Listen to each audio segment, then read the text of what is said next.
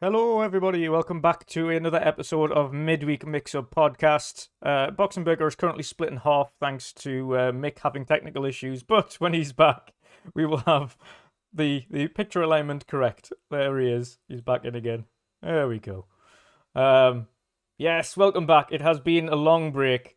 Apologies for that, but it was much needed.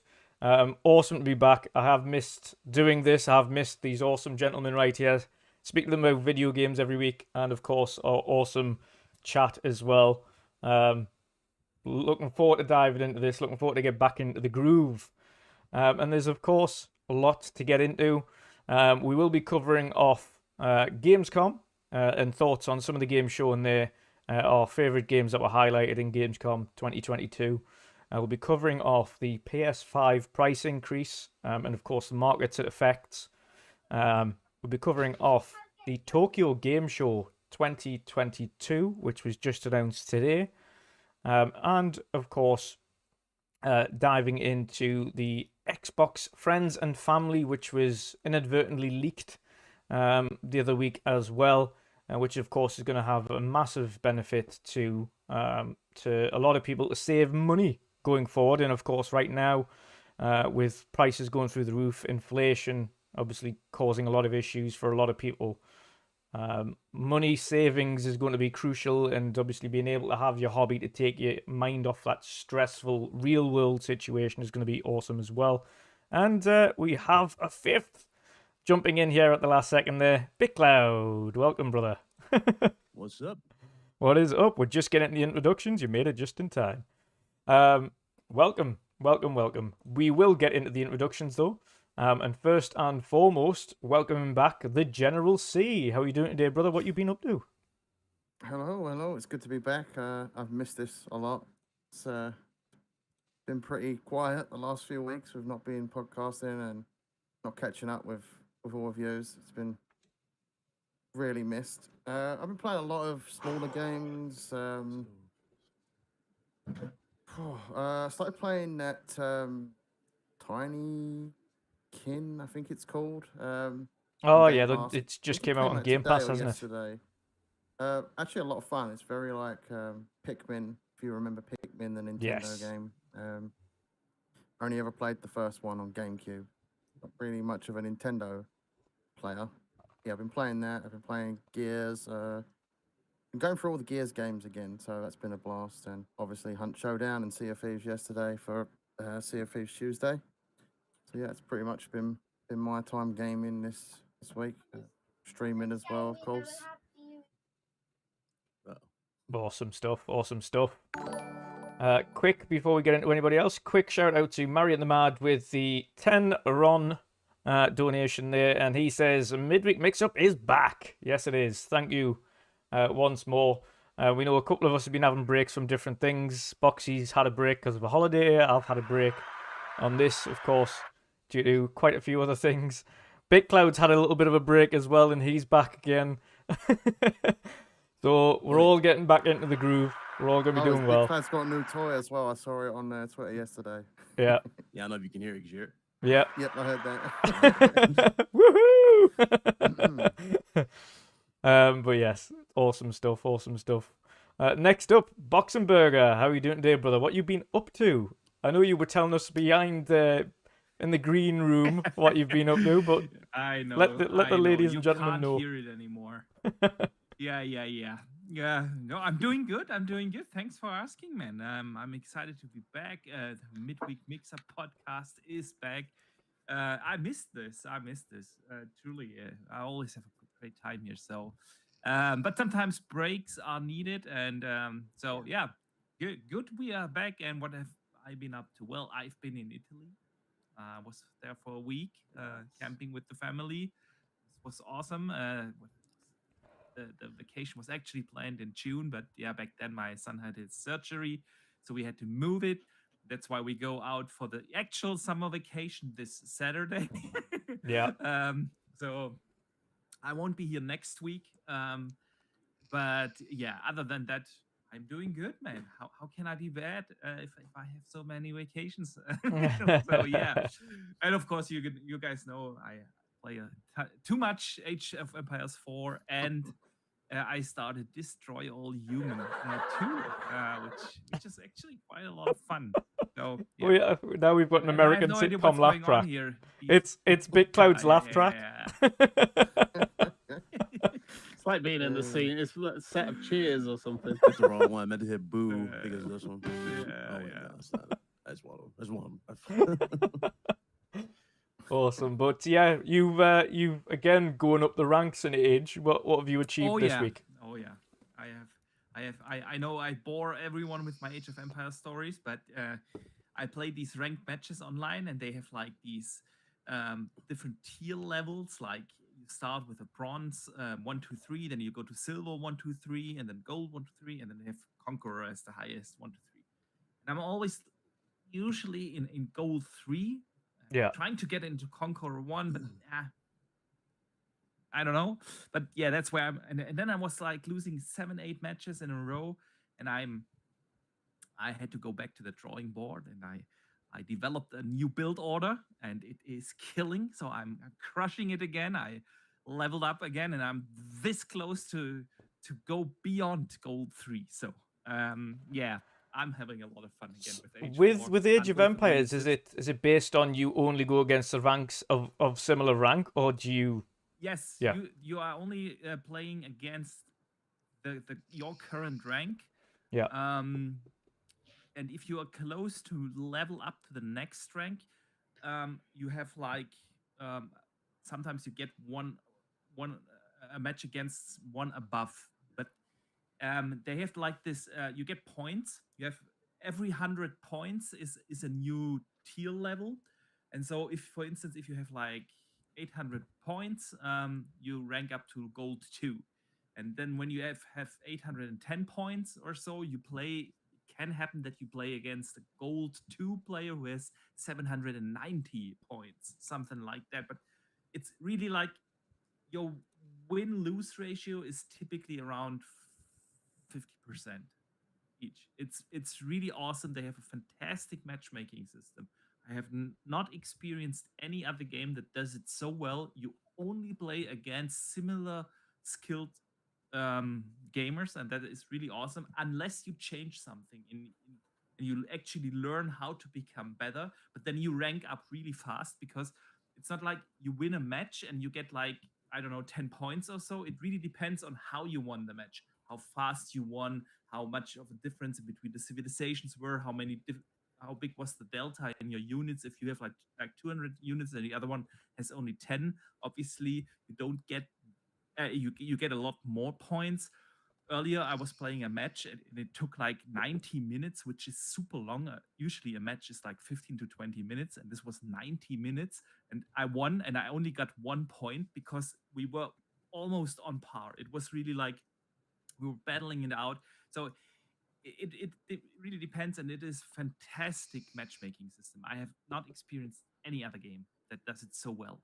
So that's why everyone can get into H4, and you will only play against similar skilled gamers. It's really awesome. Awesome stuff. Awesome. Yeah. Nice. Have you been playing anything else, or is it just all Age? Destroy All Humans. I started that. Yeah. The 2. Destroy All Humans 2. I'm only like 2, maybe 3 hours in so far, but it's real fun. I don't know. Has anyone played the first one? Yeah, I played it when it. I think it dropped into Gamepass. I think it was. Yeah, I played in the originals and the remake. Yeah. Nice. So yeah, if you enjoyed the first one, either the original or the remake, it doesn't matter. You're gonna love the second one as well. I need to go back and really well done. complete the first one. I'm like halfway through it. Yeah, fast when I get into part 3 at this rate. Yeah, would be awesome. So yeah, that's basically the 2 games I have been playing. Awesome stuff. Awesome. Oh, and I played Mario Kart with my kids. I bought the track the new pack. track pack. Yeah. Yes. The track pack. That's well worth it. It's so many tracks on that track pack. Yeah, This is not loud, boss. So that's good. Next up, Big Cloud Gaming. Welcome back, sir. How you been? What you been playing? Man, a lot. Yesterday I just turned 30, so it's Woo! You joined big the 30s milestone, club. you know. Happy birthday. Yeah, Happy big, birthday, big happy day. You know, birthday. turn 30. Yeah, it is. Yeah, I'm no, 30. you've got But this little tag. I've seen it on on Twitter. yeah, no. Few of my friends I met in the industry. It was like, yo, you should invest in one. He was like, you know what? Okay, yeah, sure, because we're about to rev up the show again and get going again. But I was like, you know what? Let me really push it to the next level. I was like, you know, okay, let's go ahead and just do the thing. And I was like, yep, pretty cool. It's really, really cool. A lot of customization here. But yeah, turned 30 yesterday. Been playing South Park 2. About to finish that up probably after the show and platinum that. Uh, let's go through the rest. I mean, there's been so many other games. I got to play Final Fantasy very, very soon. So that's probably going to be sometime next month. Looking forward to that. And I'm not getting Last of Us remake, especially. I already talked about the damn game, and then I got a lot of Yeah. backlash for what I said about the game. But then seeing the gameplay, these same dudes who were coming at my throat are now on the wagon. So it's like, this is why I'm behind the mic, and a lot of these dudes just in the comment section. Yep. So why you're not getting it? Last of Us remake. Yeah. It's literally $70 just for a repaint. No. They didn't change Okay. anything. They literally didn't change anything in terms of like Yeah. animations. They didn't add anything Mhm. new to the combat. I'm with They said- you. Yeah, they said Yeah, modernized gameplay. Fully agree. Yeah, and it's in a new engine. There's no excuses why there shouldn't be. There's not a dodge mechanic, and people's excuses. Well, they had to redo the game. Isn't that the point of rebuilding it? You redo it. True. So it's Remaking a like the game is damage there control for doesn't work when you improvements, use the and they wording. haven't. Yeah. Tell that to the Resident Evil crowd. Exactly. Resident Evil 2 is the testament of rebuild and remade from the ground up. Yeah. That is like one of the greatest love letters I have ever seen to fans. People are still playing that, speed running that Yeah. game. It's so good. And There are so many examples out there how you actually do a remake. Like Yeah. Yeah. Mafia, for instance, was also absolutely fantastic. That's how you do a remake. I'm with you. I bought the game twice. I bought Yep. it on Same here, PS3. I got it for a Uh, PS3 we and I all got loved it it. for PS4 when it Yeah, we was all- remastered. Yeah. I we would all say I collectively would love The I- Last of Us. I was going to say I would say Final Fantasy VII to a point. The only thing I don't like about Final Fantasy VII remake is the fact that it is, well, for starters, they've chopped one Yes, game into 3 parts Yeah. and charging you individually for them. But in terms of the actual substance of the game, it is absolutely nothing like the original, like in terms of its looks or its mechanics Yeah. or anything. It is a complete from the ground up remake. That is a remake. Yeah, it's like the Yep. true Yeah. definitive experience. You know what I mean? Like Yeah. what you're getting now for that. And they were saying that for Last of Us remake, and I'm like, I'm not seeing no definitive No, experience. it's- It's the same thing, you know? Yeah, It it's just looks unwarranted. Like a glorified Mm. remaster to me. Yeah, it's just shiny. That's it. And we justified 60. Well, people are trying to justify 60 or in this case 70, but I remember they tried to charge us full price when we got it again a year later. The remaster. Yeah, I remember they wanted the full price. Then they like, okay, we'll take $10 off. This is $20 too much. Yeah. This Mm. remaster And taking is into $20 account it's half the game as well with the multiplayer being. I was going to say they Yes, might have been and- able to and squeeze in like 60 for people who hadn't played it before. Yeah, that's reasonable. 60, Yeah. but $70, the full fledged Yeah. price, and then when you're counting that a lot of people played this game for the multiplayer, which a lot of people were definitely looking forward to with new mechanics. Nah, man, and people are like, well, you guys can play the free version on Plus, but I'm like, no, why would we want to do that if we're getting a new, brand new, shiny one in a new engine that's more fluid? Because that's the thing that I do like about it. It's more fluid, but that's it. It's the same thing. Mm. So. Yep. I just feel like it was a quick in between games cash grab Yeah. for Naughty Dog and Sony. Oh yeah, they knew what they were doing. When they saw the Firefly edition sell out in like a record time, they was like, "Oh, we did it. Yeah. We got him again. Now we can definitely look into part 2 because part 2 is gonna get a remake." Yeah, absolutely. Oh, it will. It will. Yeah, 100%. And the absolutely. cop out for that probably would be like, "Oh yeah, we're gonna include Last of Us 1 remake and 2." But I'm like, wouldn't it just make logical sense to have both of them Yeah. in one bundle to begin with? Quick They'll shout pull a out. You Final make too Fantasy much 7 sense remake here. with that, where they'll sell Box defeat. He's like, half of Last of Us 2 separately. And it's a logical sense. Like, dude, why are we doing this? $70 for this? Come on. Yeah, Yeah. quick shout out to Mr. Joanna Dark, who has a $5 super chat there saying, "Welcome back, Dutch. Happy belated birthday to Big Cloud Gaming. Also, can we educate Boxenberger on Metal Gear franchise's greatness?" Oh yeah, Boxenberger. Oh, no. Play Metal Gear Solid no. 4. That's all I got to say. Oh, I did. Yeah, No, okay. no, I didn't play 4. I played 2, 3, and 5. That's your life is missing. Your life is missing. Yeah, Metal no, Gear Solid 4. I played 3 of them, and total waste of time. So- Four was Four amazing. is the I one love that four. will sell you. Yeah, it's so yeah, good. that's what people said with the second. It's what people said with third. No. Four is like a completely like. It's a shame because that game is just like a prisoner on PS3 architecture. Like we haven't gotten a remake of that game to any degree, but everything that game did right with the camo system, just the soundtrack, the Oh, I love that cutscenes, game.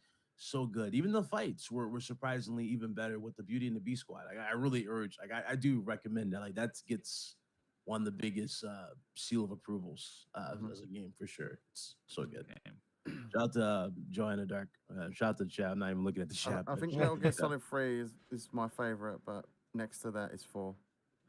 I always fall asleep when I play Kojima games, so See, I just I'm not loved. doing it. Oh, you trying to start a riot? He said I fall asleep on Kojima projects. Yo, you need. I loved Metal Gear 1 because I loved all the different characters in Metal Gear 1, but after that I just lost us. Like Metal Gear 1 Yeah. was and always will be the GOAT of the franchise.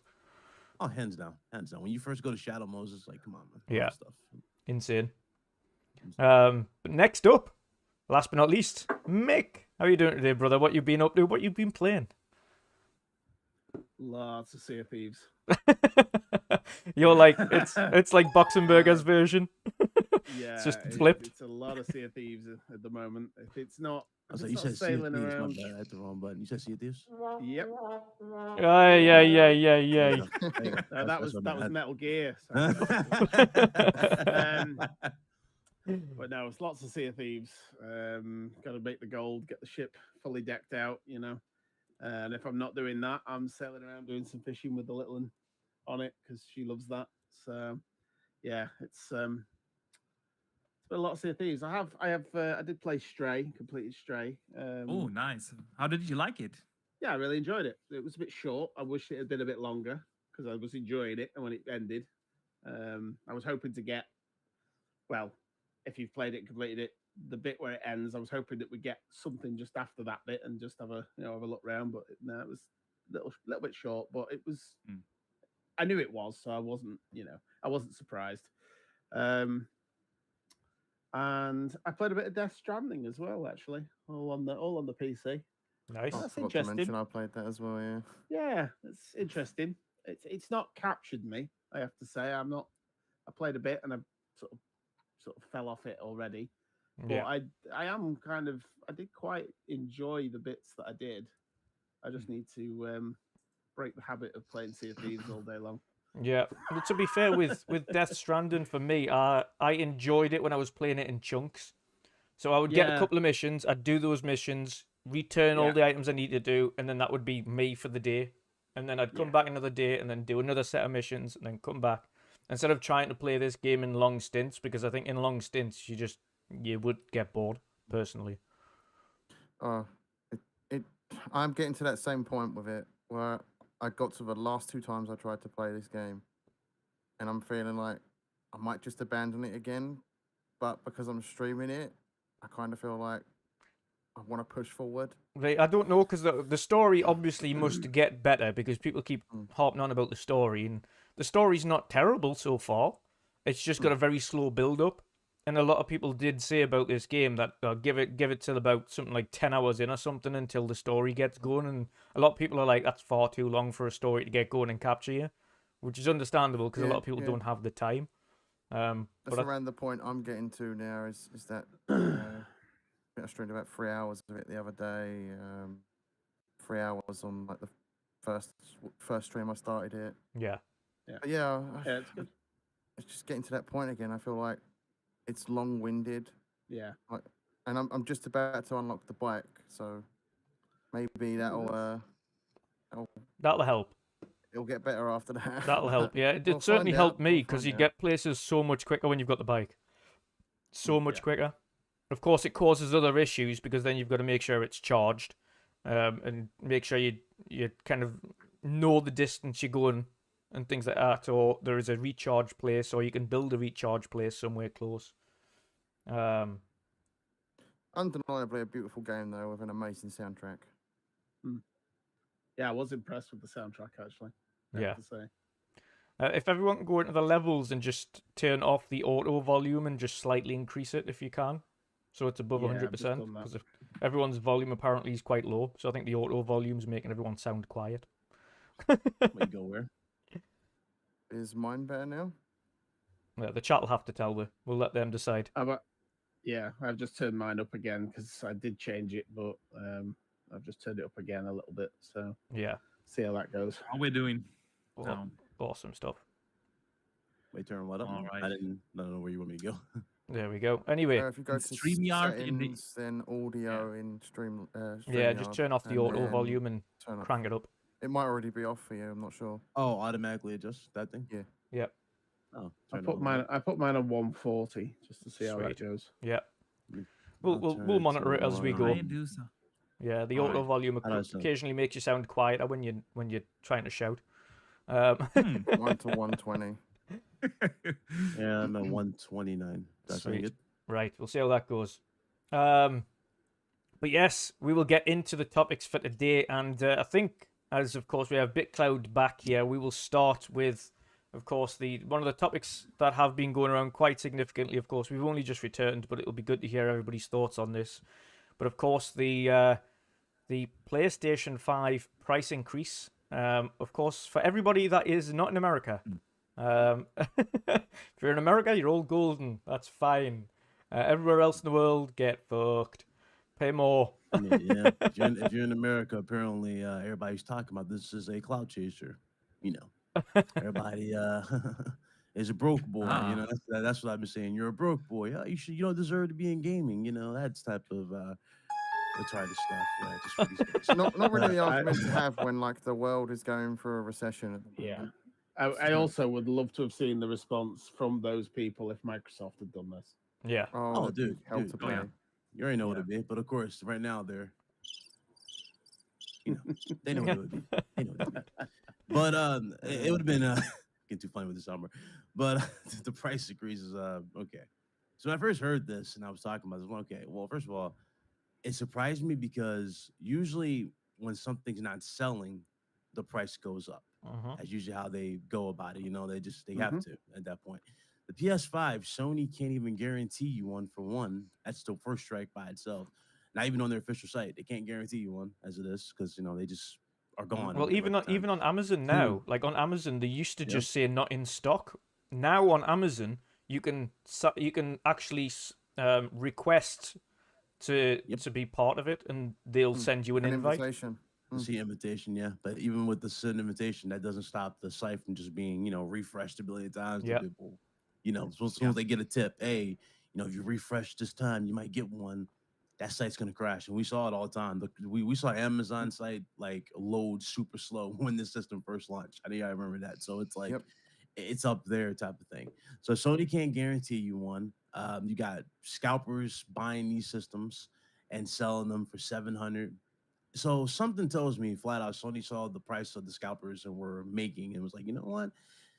Damn, they're paying $700, maybe close to $800, and they're just getting a controller on top of this. Maybe we can up the price a bit. I mean, yeah, granted, it might not look good, but hey, look, we can do this. And a lot of people are saying, oh, it's business 101. Inflation's affecting everything. Okay, this is where I destroyed this logic, and I did this in my video, because if inflation was affecting Sony the way they talked about it in that article, the U.S. would have got a price hike as well. Yeah, Everybody. It wouldn't be select areas. The areas that they have that are getting this price hike is where they're outselling the Xbox 2, if not 3 to 1 in sales every single month. That's where they're doing it.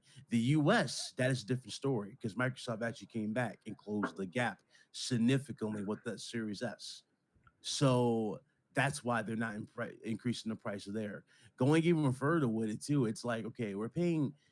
I want you to think about this. We're paying $70 for controllers for one, $70 for games. The controller, by the way, and it's funny that they did this, and this is where it gets even more shady because they They announced this right after Jeff Keighley shows off the new Elite style controller for the PlayStation, that PlayStation Edge controller. That PlayStation Edge controller, when I first saw it, I was thinking, maybe it's 150, maybe they'll try to get it up there, 150, maybe 160. After looking at this price increase, I would not be surprised if that is $200. Oh, just for a damn controller. Yeah, I looked at the contents for this. You get a charging case like you get with a Series X. You get all the, removable little buttons and all that stuff. And if you're paying $200 for a controller, I want to just, I'm a shameless plug, but I'm going to throw this out here. This right here is $130. Yeah. I got this for free, by the way. Same thing. Oh, I broke it. No, thumbsticks come off. Paddles on the back. Texture gripping. That's not on the Pro. That's not on the Pro controller. But if you guys want to get that, that's Hex Gaming. I'm surprised. I'm really surprised they didn't go for the grip, actually. The grip on the controller. Yeah, there's nothing else. It's pretty much it looks exactly the same as this. Just painted differently. You know what I mean? It looks exactly the same. Like, I didn't see no texture grip. I didn't see nothing like that. Paddles were on the back, and they just changed the color. That's it. The only reason I would personally buy it is because, and again, so I'm about to get into the $70 thing, is that the DualSense, I'm getting stick drift. I don't know if you guys have experienced this. Do you guys have stick drift with yours? I got stick drift. No, not yet. Not yet. Thank God. It's perfectly fine so far. Yeah. I have gotten it on I can't both speak my on that. I controllers. don't have a DualSense. I don't have a PS5 yet, and I likely won't be getting one anytime soon Well, with that price. I would say try the DualSense on the PC, because that's what I use mine for. Yeah. Well, I've got my Xbox controller for that. There's no point. Elite controller for that. Yeah. I've got this. Yeah. Yeah. There you go. Yeah, that's see. We all, good minds think alike. There you go. I've got a spare Xbox controller if I want to. Use that. I've got a couple knocking around. Yeah, but I'm having stick drift on not one but both controllers. Opposite sticks, and I'm like, okay, for whatever price they're asking for, these sticks better be like these sticks better be platinum. Yeah, because they're talking about exactly like they're talking about you can change the sticks. That already kind of gets me a little worried because did they even announce that they're selling the sticks? Like, did they even announce when these sticks can come out? And I was like, they ain't nothing. But we'll see. And also, their return policy needs to be up to date. Microsoft, one thing about the Elite controllers, we've had issues. A lot of people have issues with those. And you have to return those, whether it be the bumpers popping off or triggers not being that great, right? But as well it is. And as far as the price hike is concerned, I'm seeing all these dudes saying people are entitled, or they're saying that people are just looking for fake outrage, like, oh, your rent went up. Yeah, let's compare luxury to necessity. Yeah. At the end of the day, consoles, TVs, hell, even internet, you want to be realistic as well, is a luxury. It's not a necessity. You don't need that to function in everyday life. You need a roof over your head. You need water. You need food. You know what I'm saying? That's what you need. You need a car. You need, some form of transportation, gas to get you from point A to point B. That's it. That's the stuff you need in life. You don't need gaming consoles. So the fact that dudes are acting like, oh, yeah, well, they're fine. They're going to pay for it. They sound like Sony of the PS3 generation. Yeah. That's exactly what they sound like. Especially the fanboys are acting like this. They're like, oh, yeah, they're acting just like that. Remember how Sony said, oh, don't worry. We're not worried about it. You're going to work 2 jobs to get a PS3. Yeah. A lot of these dudes are sounding like that. Well, gaming's expensive. If gaming's expensive, why are you complaining that another company is giving the exact same for significantly less subscription? Oh, but that affects the quality. It doesn't really, though. I had the same thought when they were all talking like that, and I just thought, you guys have turned into Sony when they were talking about getting a second job. Yeah, you're now doing exactly what they were saying. Yeah, the narrative has moved so bad. I'm like, what is going on here? What am I hearing? So you guys are okay with paying $70 for more. You're okay with paying $120 a year, or I think it's like $120 or whatever for the subscription service, and you don't get day and day releases. You don't get nothing of that nature. You still get the same basic package. They just threw PlayStation Now into the mix, and they are working on better stuff. Cool, but it's still bare bones. Even Sony flat out said that at the Activision meeting in Brazil at the comms. They're far behind. So what exactly are we hyping up and putting them in this bubble for? Yes, Sony has spoiled PlayStation gamers. There's no doubt about that. Yes, this has been the worst year for Xbox because there hasn't been a single major, first party release. This has been one of the worst years for Xbox, sure. But I'm not gonna sit here and look dumb at this and look at and not look at the future. The future looks a lot better for them going forward. Now this Activision deal is pretty much all but done and everything. They're going to be fine going forward. And Sony knows why Sony's trying to be like that big, that loud dude in the classroom. Like, listen, I don't like this. I don't like this acquisition. You know, we need Call of Duty, blah, blah, blah. I'm like, listen, the thing is, Sony is not, well, Sony was used to competition, right? Yeah. Microsoft pushed them to the best competition that we possibly saw them with the PS3 generation. Yeah, I remember every year we always had something to play. There wasn't a no crazy 2-year wait span or a year wait span. There was a game every single year. In fact, it was so many games people complained. Yeah. Like, Jesus Christ, can we relax? I don't have time to play these games. There were so many games Sony was throwing out there. Sony knows Microsoft can push them to like the best. The problem is Sony's gotten too lazy in a sense. There's no shows being mentioned, right? No updates on a few games that we were waiting for. Like God of War is about to come out, what, next? Actually, no, that's November. Yeah, 2 months from God of War. Yeah, 2 months for God of War. Where's the showcase? Yeah. To highlight this one last time, to get the final marketing out that. Is that going to happen? Well, they have the Game Informer cover story now. Oh, your body, bro. Yeah. I'm buying. It's about to Or talk like, about like static, like static. Oh, like static. But Hang on. same thing. Pause your download. Pause your download. So better now? Yes, better. Yeah, there you go. Better There you now? go. Yeah. Okay. That was the fix. All Stop right. your download. I- But you I- muted. They have that Game Informer cover. I'm kind of a bit out of sync. No, I'm for not. some Wait, reason. oh, he's out of sync. Oh, I'm gonna say I thought he was muted. Oh, he's out of sync. That is weird. Like turn your camera, camera Okay. on, turn it back on. Maybe now pop it. Yeah, maybe I'll fix Well, it. hang on. See now you're moving. That's it.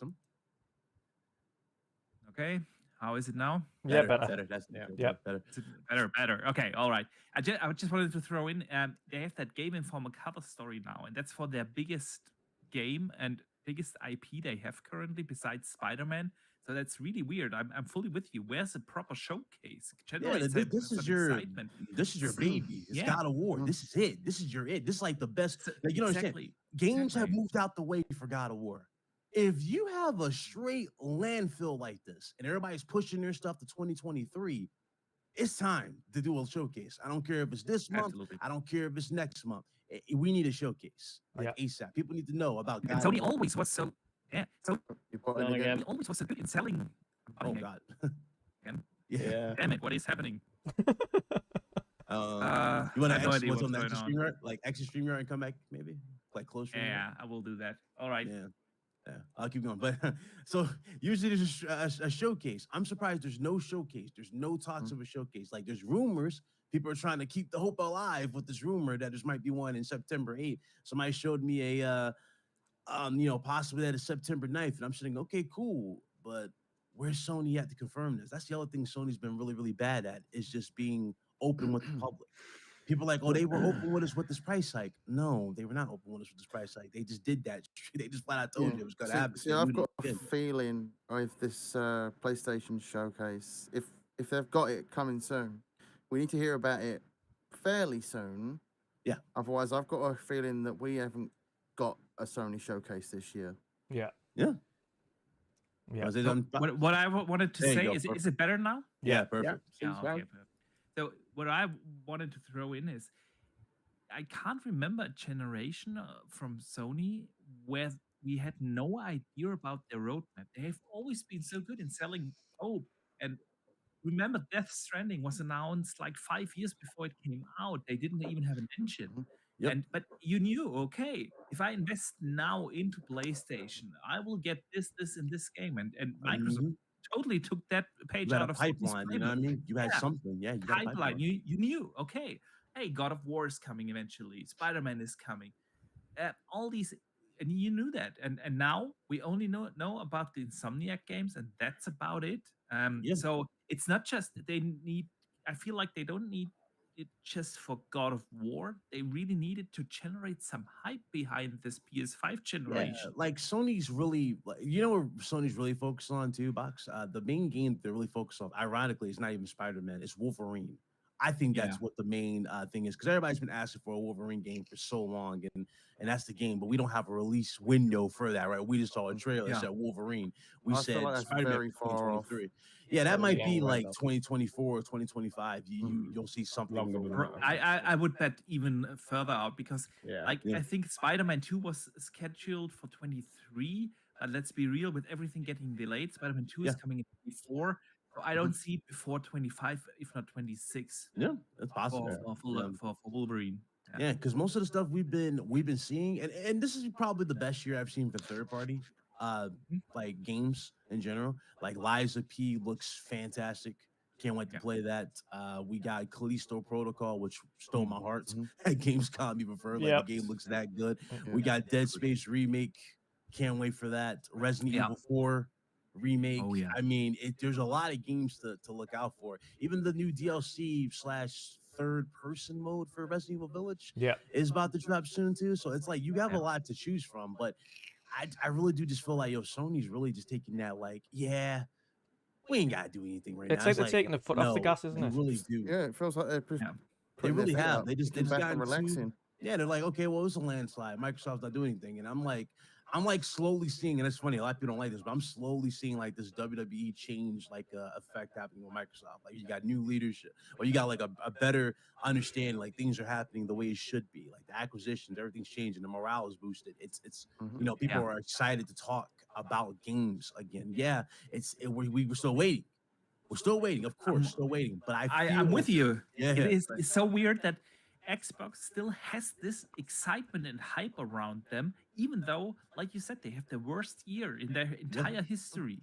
And still people are excited for the brand. They're excited for the future of Xbox, and they're excited about the value they still get out of Game Oh yeah, Pass. definitely. Game Pass is a and- big reason for that. why Yeah, people are and you got very what's his name excited. too. And Yeah, and this just shows you what messaging, a proper messaging, and laying out a roadmap can actually do for your console on your Oh, yeah.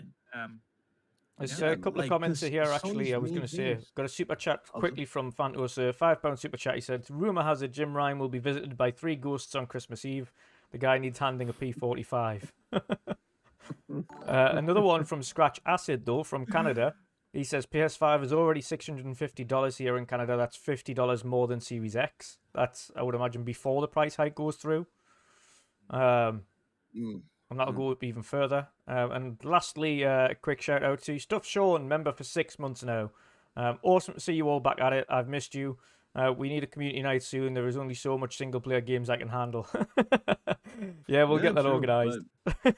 Yeah, but no, it's true though. We're like, gonna have an even- H4 community night. Oh, but going even further too though, all Sony's pretty much, you know what it's really turned into for Sony. Sony's like big buzz as of late has been like acquisition based. You notice that Sony bought Bungie, Sony bought Haven Studios, Yeah. Sony bought Firesprite, which is basically Studio Liverpool mixed with for these guys. Sony Yeah. bought Demolition Games. yeah. These are great investments. Great investments. Very, very excited for what they're going to do. And now the latest thing is that they bought like what 30% with Tencent into From Software, if I remember correctly. From Software Yep. as a whole. So Yeah, so they have both like, of them own I think 30%. 13, yeah, 13 Yeah, 30, and 30, Close to 17, 14% or something and like that. 17% were bought by Tencent. So in total, From Software is now owned 30% from split Sony and between Tencent Sony and Combined. Tencent. Yeah, exactly. So I see what Sony's trying to do, and I'm guessing, and for what we heard, I think it's Toka, I forgot his name. I forget his damn name, but he's still in charge. He still oversees everything. So I'm wondering if Sony's buying into them to probably get that Bloodborne remake. Because for what Sony's doing, Sony just sees that there is money to be made in remakes. But as we just got done talking about Last of Us, there's a limit to how much you can push remaking and re-releasing a game. You know what I mean? Yeah. We already had this game drop twice, Last of Us. Last of Us 2 probably won't get as much backlash because it never got a re-release, so that might survive the onslaught.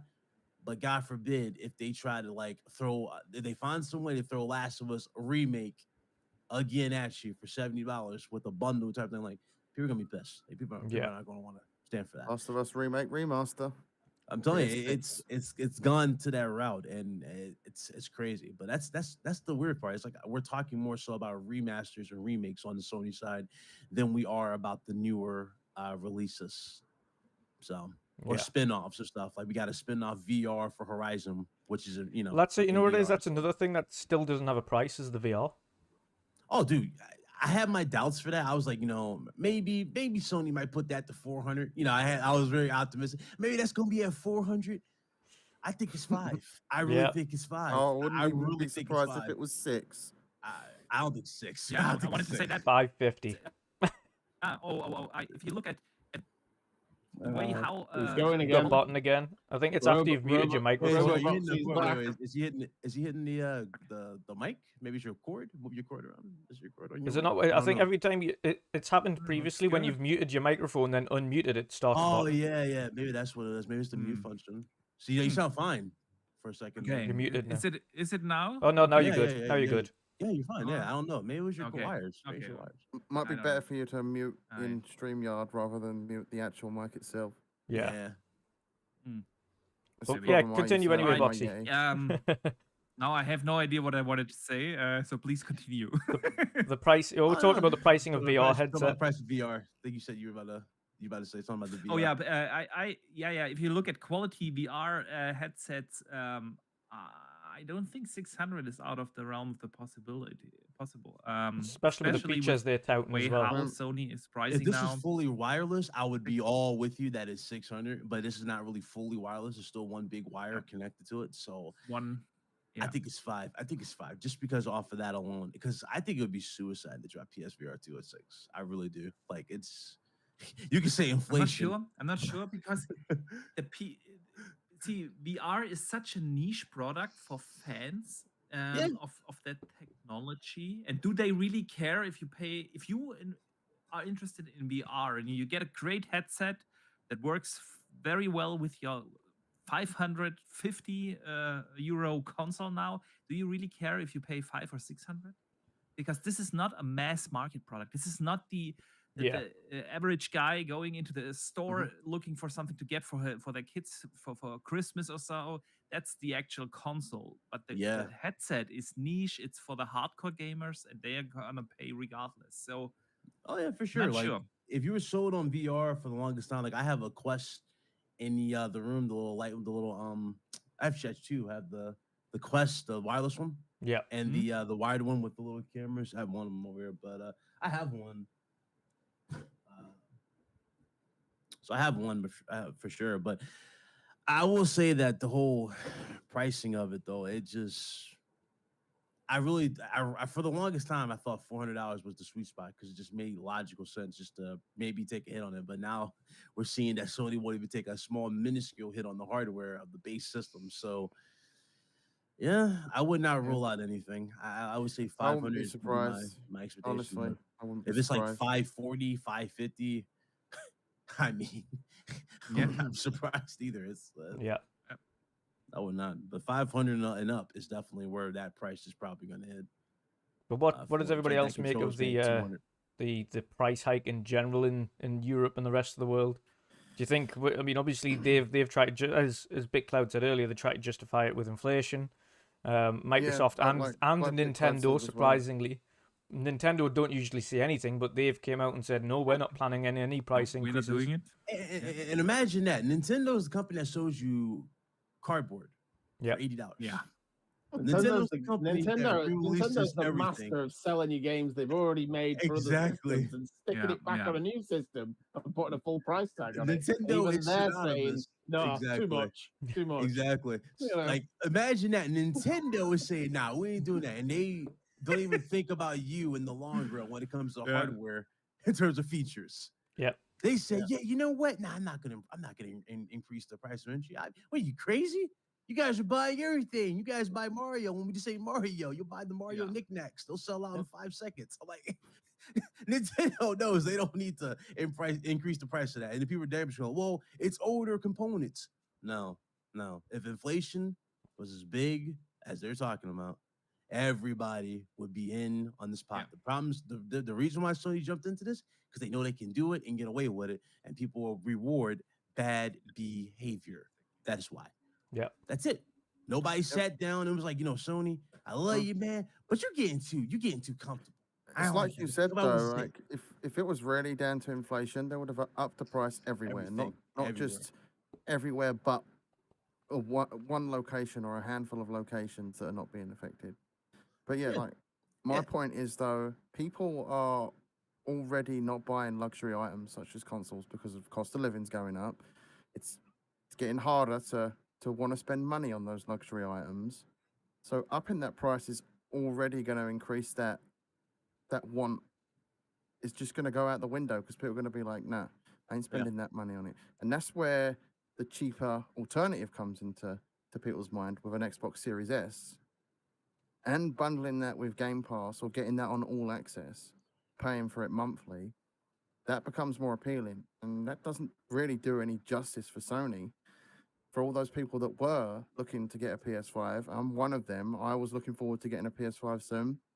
For God of War, that was the reason why I was holding out for a PS5. Yeah. And now with that increase, as well as games costing 70, is one thing pushing me away from that. So I am now not going to get a PS5 until this price hike either is reverted or I just don't know. Or there's enough supply to drop the price again. Only, yeah.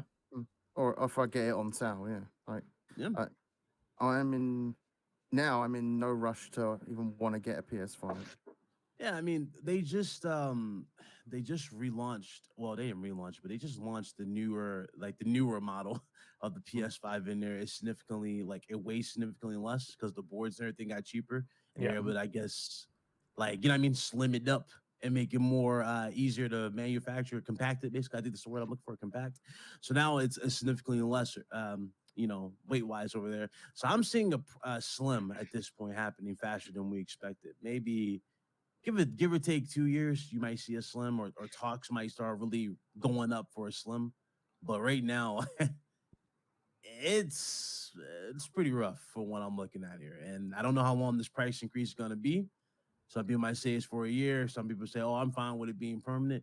People saying, ironically, people saying I'm fine with this permanently are the people who already have PS5s. Yep. That's the sad part. That's the dumb part about it. If you didn't have a PS5, you'd be in this conversation with everybody else saying, "Yeah, this is some bull. Like I already had the money saved up and ready to go. Now I got to cough up an additional 50." Yeah. Yeah. It's to swallow if the PS5 breaks, won't it? A lot of people say a lot of people's PS5s can go. You know, the double whammy on this one as well, though, is that they announced the new model, which is now cheaper to manufacture. And that, you know what I mean? Like, we already had that conversation with Austin Evans. I didn't mean to cut you off, but we had that conversation about Austin Evans, right? He got all that backlash about the cooling solution. They were cheaping out on the cooling solution to get consoles out there. I'm like, is that still playing a factor? Is it still the same model? You know what I mean? Like, they've announced now as well that there's another new model coming out, and it's even cheaper to manufacture. So, and that came out after they said the price increase. So it was like, really? So now you've had two revisions. Two revisions that have reduced the price. Last year they announced that they were already profitable with the PS5. Yeah, they're making money. Yeah, so they want to be even more profitable. That's how I see it. Yeah.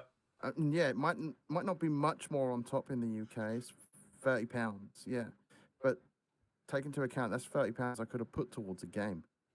Yeah, or gas and electric, or food, or food. Exactly.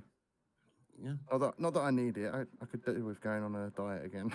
And obviously in the UK, as well as the rest of Europe, one of the major talking points at the moment is the cost of energy. And of course, that's across the board. We're talking a substantial increase. Like in the UK, the price caps went up by over 50%. This month. So it's doubled for everybody this month, the amount of energy that they're paying for. That is going to increase by about 80% by March. So it's going to more than double up next year again. So when they're talking about these, it's only £30. It's not just £30. Like, that's £30 that goes towards something that's going to keep your heating on, your lights on, etc. Like, and this isn't just impacting us. Of course, Europe's in the same situation. They're going to have substantial increases. The US will have, in some way, shape, or form, those same increases. Maybe to not the same extent, but they will have them. Yeah, because they don't rely on Russia. Wow, man, so that's wild right there. And I've been going on with this, but I remember last year, like the last thing I'll add to this, people are saying Sony can't take a hit on this, as if Sony's gonna die. They take a hit on the PS5. Sony's making hand over fist Yeah. in software sales alone for their games. They're $70. They're selling out. Each game is selling over 10 million, give or take, right? And then you got their subscription service, which is going to make them recurring revenue. They're fine. Yeah. What do you mean they're going to take a hit? They're perfectly fine. They got enough money. What it is, they want to justify paying. They just want to justify you. No, these dudes are trying to justify it, but Sony just wants you to pay more so they can keep these acquisitions up as well. That's what Sony's doing. Sony's really just trying to go out here and expand. Making themselves look good to their investors. Yeah. And also, when they do drop the price for the shareholders, it won't be that big of a deal anyway. They'll be like, oh, wow, you guys did great. That was amazing. Here's what it is.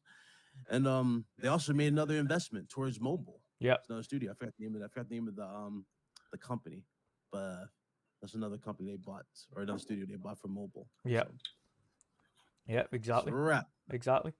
And speaking Game on the Day just complete came close opposite to side of the finish. scale, we go into the next topic, and that is, of course, the leaked, well expected, of course, we've known this for a long time, but the leaked name for the next Xbox Game Pass, which is Friends and Family.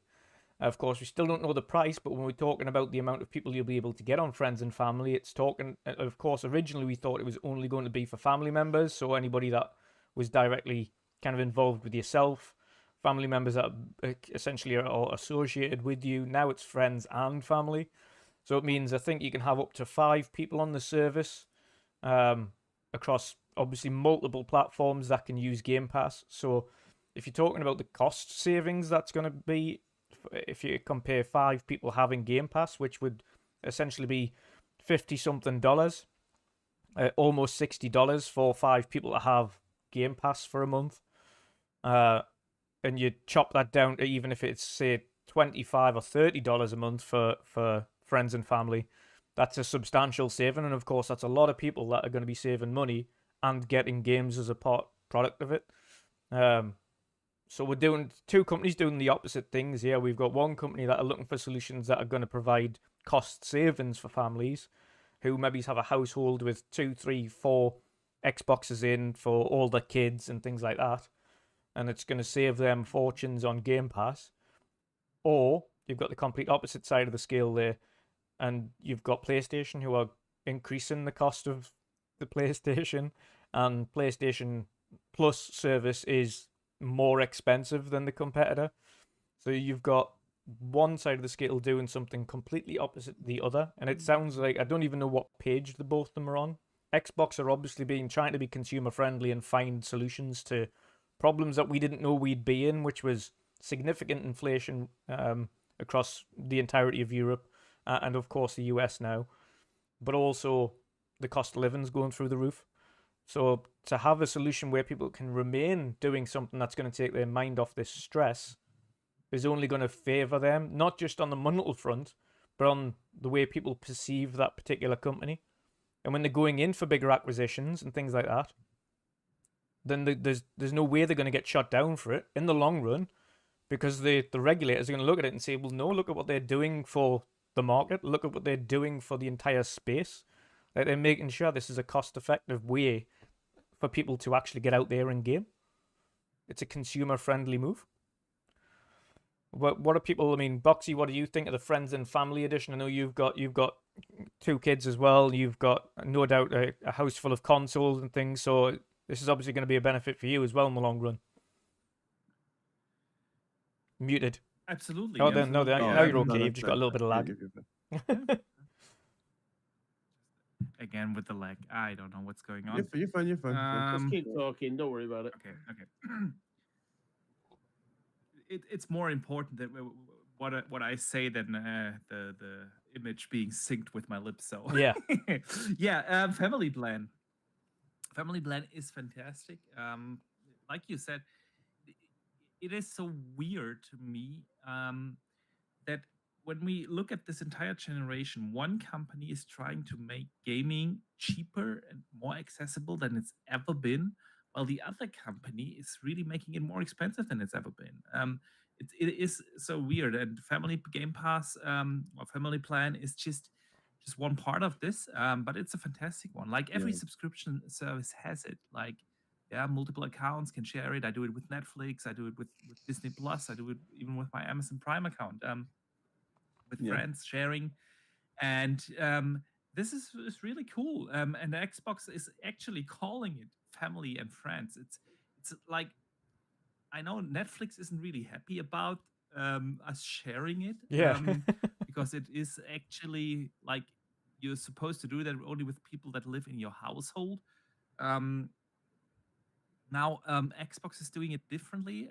They say everyone in the same country, can share 5 accounts or four additional accounts, which is fantastic. It's awesome. Yep.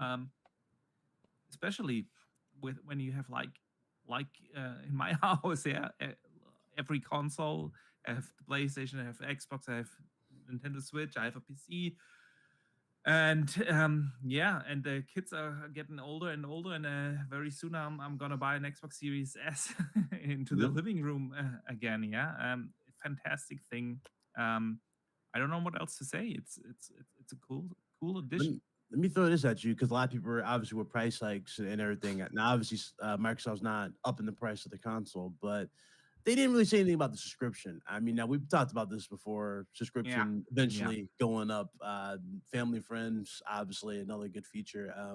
Do you guys expect price increase for that at some time? I don't know, maybe $10. I don't think it's going to be anytime soon, because they have mentioned it. They have mentioned like we've got no plans to increase the subscription cost anytime soon. The phrasing was really like a marketing thing, like in the immediate future or something like that. Yeah, because Netflix has that. I remember when you buy like the more expensive tier, it says more accounts linked or something. Yeah, like that. Yeah. That's what I was saying. Yeah, the rumor is it's gonna be $24.99 if you get the family plan. Well, that's not bad. Yeah, that's not bad. So that's true. And I would have expected the regular Game Pass Ultimate to go up to maybe £15 a month. 15, yeah, that makes sense too. Yeah. What is it now in pounds? $10.99. $10.99. Like 10, yeah. $10.99. Okay. See, I'd be subscribing to this, but I don't. I'm looking at my 2 eldest kids now have their own. They moved out. They have their own subscriptions, so we game share different systems with each other. Yeah. To get them all working around the house, and but otherwise, I'd definitely be going for this. I mean, obviously, if you have the family plan, it's not going to be included in the Xbox Ultimate thing. But it's like if you get it, it's still cheaper than if you buy 2 standalone Game Pass subscriptions. So I think it's a fantastic value. I misunderstood your question, BitCloud. I thought you were asking about general price. Yeah, that's what I'm talking about. Like general price of Game Pass would go up. So right now we are at $15 for the Ultimate subscription. Yeah. Like 25 maybe down the road. Maybe because eventually it might hit that 60 yearly cost type of thing. Yeah, it's going to be drastically different from what we're seeing here, obviously, now to when we eventually get there. Yeah, I've thought about this a lot because I get asked this a lot. I feel like eventually, of course, they're gonna increase the price maybe to. I don't think 25 immediately right off the gate. They do it in smaller steps. Like you could see it'll be like a couple of pounds. Ultimate going to 18 euros, something like that. But not before they have really a steady and continuous stream of first-party games coming. Yeah, that's what I think too. Once the Activision, really when we start seeing the aggressive Activision marketing with the console, with when they eventually drop I guess the slimmer version of the Series X, whatever, elite version that they'll drop of it, it'll have a laser etched design. You'll have the Activision come out saying, all Call of Duties, yes, are in one spot here, including the day ones, and then they'll have that bundled in with it. Plus, you'll have, the custom console and the game. So I do see that aggressive. That's what I'm saying. They're setting themselves up perfect for stuff like this, especially for Elder Scrolls. I think like you say, I think they'll wait until Activision's done and embedded quite significantly. I think they'll wait until it's been in the service maybe 6 months to a year and then go price increase. Yeah. I don't think it's really bound to Activision. I think it's more like really that steady and continuous stream. Yeah, Right that's what now, I they think, had a like- very good 21, but granted, for at least for the console gamers, it was mainly Forza and Halo. Yeah, Psychonaut as well, but there was still multiplat and everything. And then they had H4, obviously, but it's only on PC. So for consoles, it was like Forza Halo again, and they have 15 months of nothing. And now, Yeah. we know 23 is going to be awesome. Yeah, you have Forza, you have like Starfield, Redfall, you have Diablo is also first party by then. Yeah. And then one or two others we don't know in the second half of it. But even after that, I don't think that they would dare to rise the price just yet. They need another year on top like that. Yeah. And that is going to be 24, where they have like, I don't know, a Fable and then a Hellblade 2 and that's then what I Avowed, think as well, yeah. and then we move into 25. And if 25 is gonna, and It's just obviously good. it's Yeah. probably then- gonna look it's as good, justified. then yeah. then you can dare to rise the price, because right now they have like 0 games, but they have the mind share. They have the mind share in the gaming community that they offer great value, and it really doesn't matter how much of a price increase they would do, even if it's just $1. Dude, Doom the by message, itself. Doom by Exactly. itself is going to get people's eyes Oh, open. yeah. Like, Yeah. okay, Doom. Exactly. Aside from Doom, you Doom's got huge. Call of Duty, you got Bethesda Yeah. with their titles. I mean, there's a lot to look out for. Starfield, I don't think Starfield's going to do it, but Oh, you know, I think Starfield is gonna be the game everyone is gonna talk about. Oh yeah. I think the major one. I think Look at the- Starfield's Skyrim. big. Look at how Skyrim Starfield's big, but I encapsulated think gamers Elder when that Scrolls came 6 will be when it kicks off Skyrim, yep. properly. you said what? Dutch?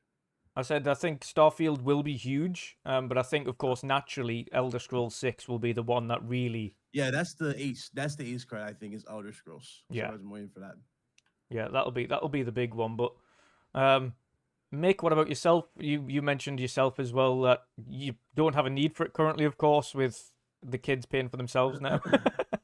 Yeah. And game share and like things. I said, the eldest two don't my live kids here have anymore. kids. They don't need this. I think the one thing for me is So the one thing that I like for me specifically, and this is just from a selfless point of view, is the fact that if I know that I've got a group of friends that maybe is a friend or two that are struggling with things and they can't afford to do things X, Y, and Z, and I've got friends and family pass, and essentially what I'm imagining right now is just associating the email address that they've got for their Xbox to the account that you subscribe to, and that automatically attributes Game Pass to them as a friends and family member. Yeah. If that's the case, then I'll be saying. That's what I'm hoping for. If that's the 'Cause I'm case, not then I'll really be one saying for I'll be password getting sharing. friends and family in order That's to true ensure too, that I've yeah. got a couple of friends always online. So it's on the insiders at the moment. Yeah. And it is an email system. You just Oh, that's good. put in the email, and it emails them, and then they have to accept. And then once they accept, that's it. That's Awesome. good, yeah, because personally, I don't like sharing my password. I've had things in the Yeah. past where people have changed my password on certain things, and I don't appreciate that. So that And puts me off of Your sharing account a is password. your account is obviously still the lead. You're the one paying. Yeah, you're the lead so payer. you can add and remove people Yeah, as such. So Yeah, that's good. awesome. That's it. But probably what I'm going to do, to be honest, is I'd get it just so certain select friends and family will have Game Pass, or friends, and for that matter, ones that might be a little bit harder on the cash or harder to be able to afford things and maybe struggling a bit, and just get it because, of course, Game Pass to me, I get that monthly anyway, so an extra 15 a month or whatever it is, and it sounds like less if it's kind of expected to be around €25 or $25 or something. If that's the expected price, that works out at about £20 a month, which is an extra tenner. If that's covering another 4 people, that's massive. That's I get a load of And I'd people imagine, online like, that might not otherwise. A lot of friend groups are going to chip in and cover the cost together for that. So they're all getting Game Pass together. And they can all play it together. They've got no excuse not to be online.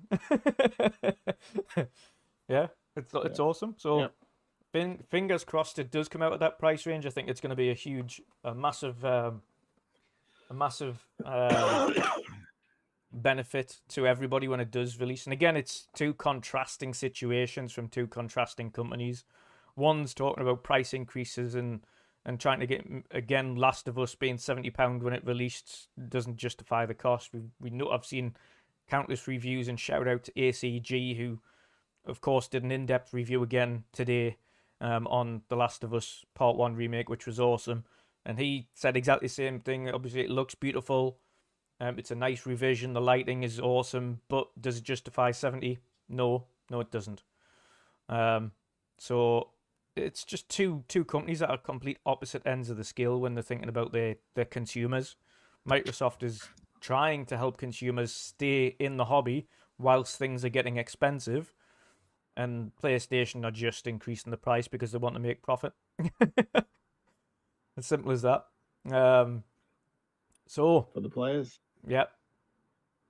On to a little bit happier topics. Games.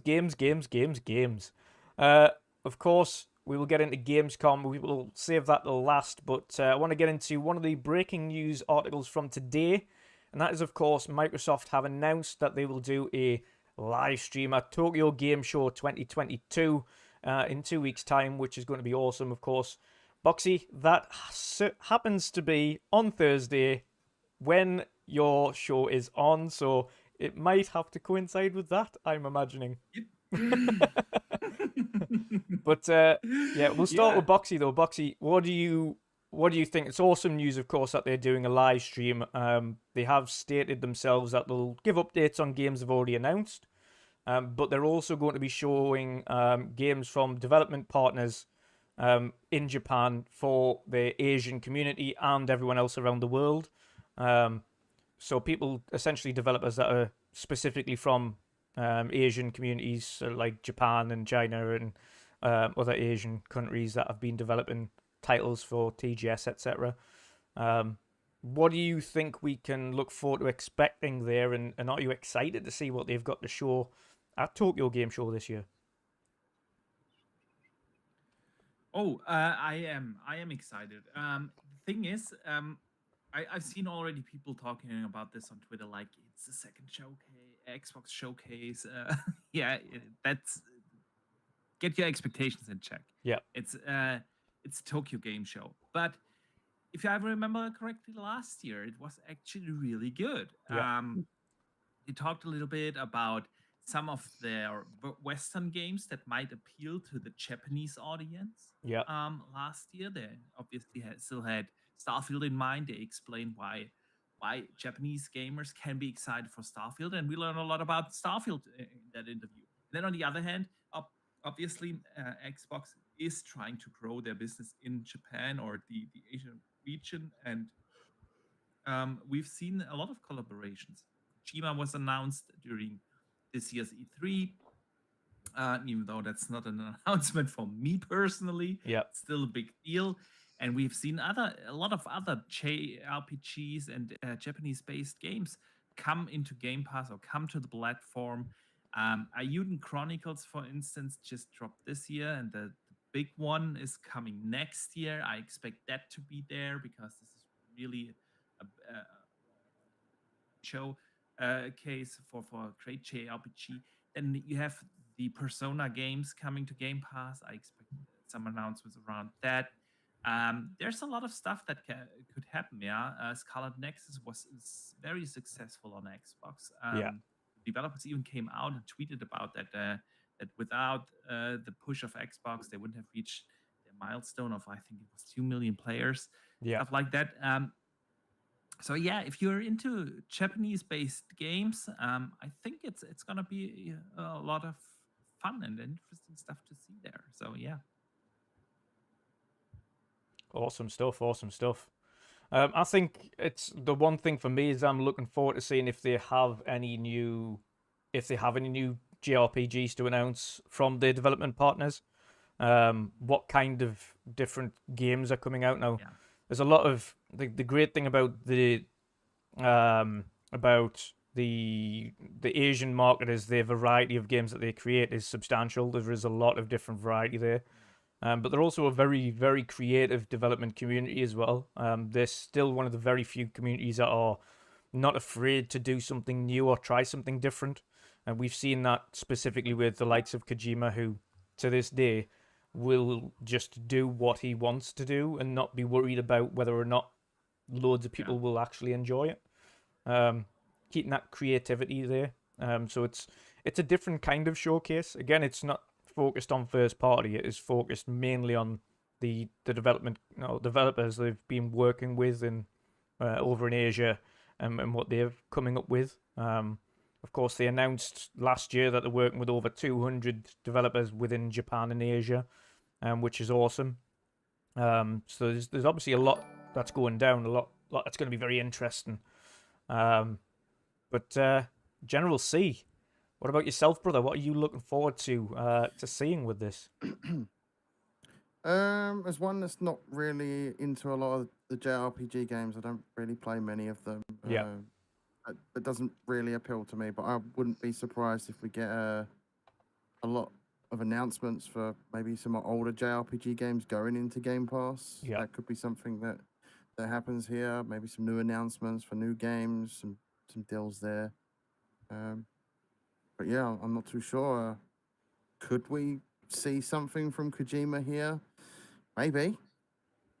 But I really expect him to announce his game that he's working with Xbox on at the Game Awards, so probably not. Maybe he gives a brief update there, though, about what that game is, and then he shows it off at the Game Awards. But yeah, that's what I'd hope for.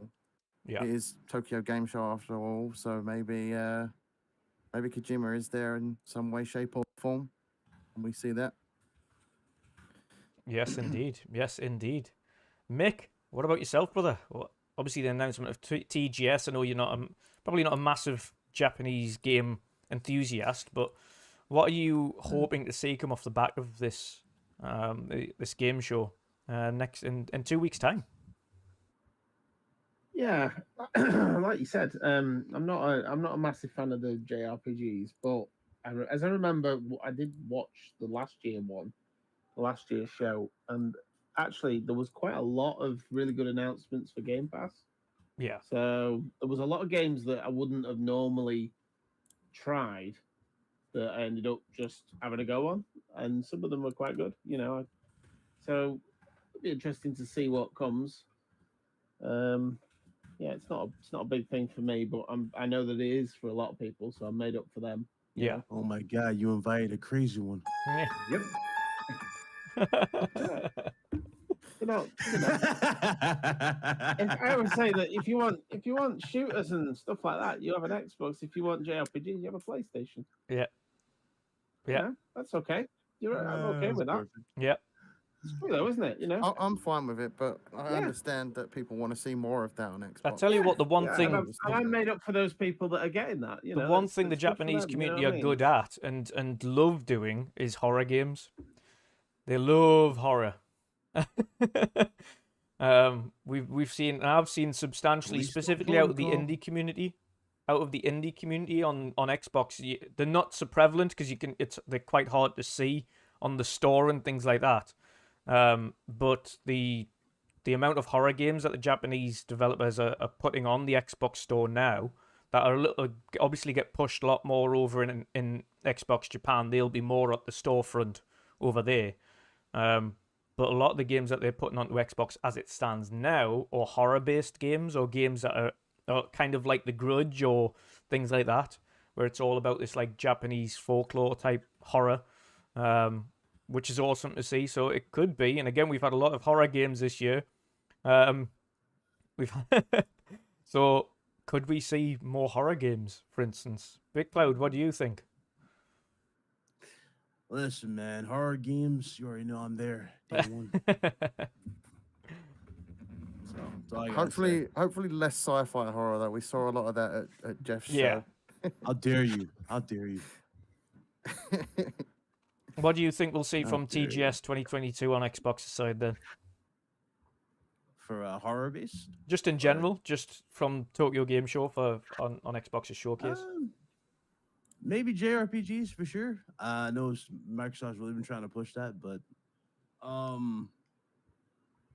it's hard to really, that's the thing. It's hard to really expect much out of TGS on them because they usually don't have the biggest crazy showing at TGS.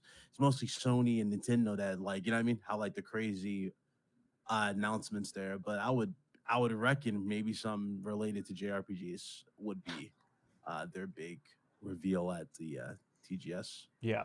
Because right now, everything else, the main thing that people are talking about going into TGS in terms of reveals is like Wolong. I don't know if y'all remember that. Mhm. That's the new Souls-like game. There's Yep. that. Going into Game Pass day one.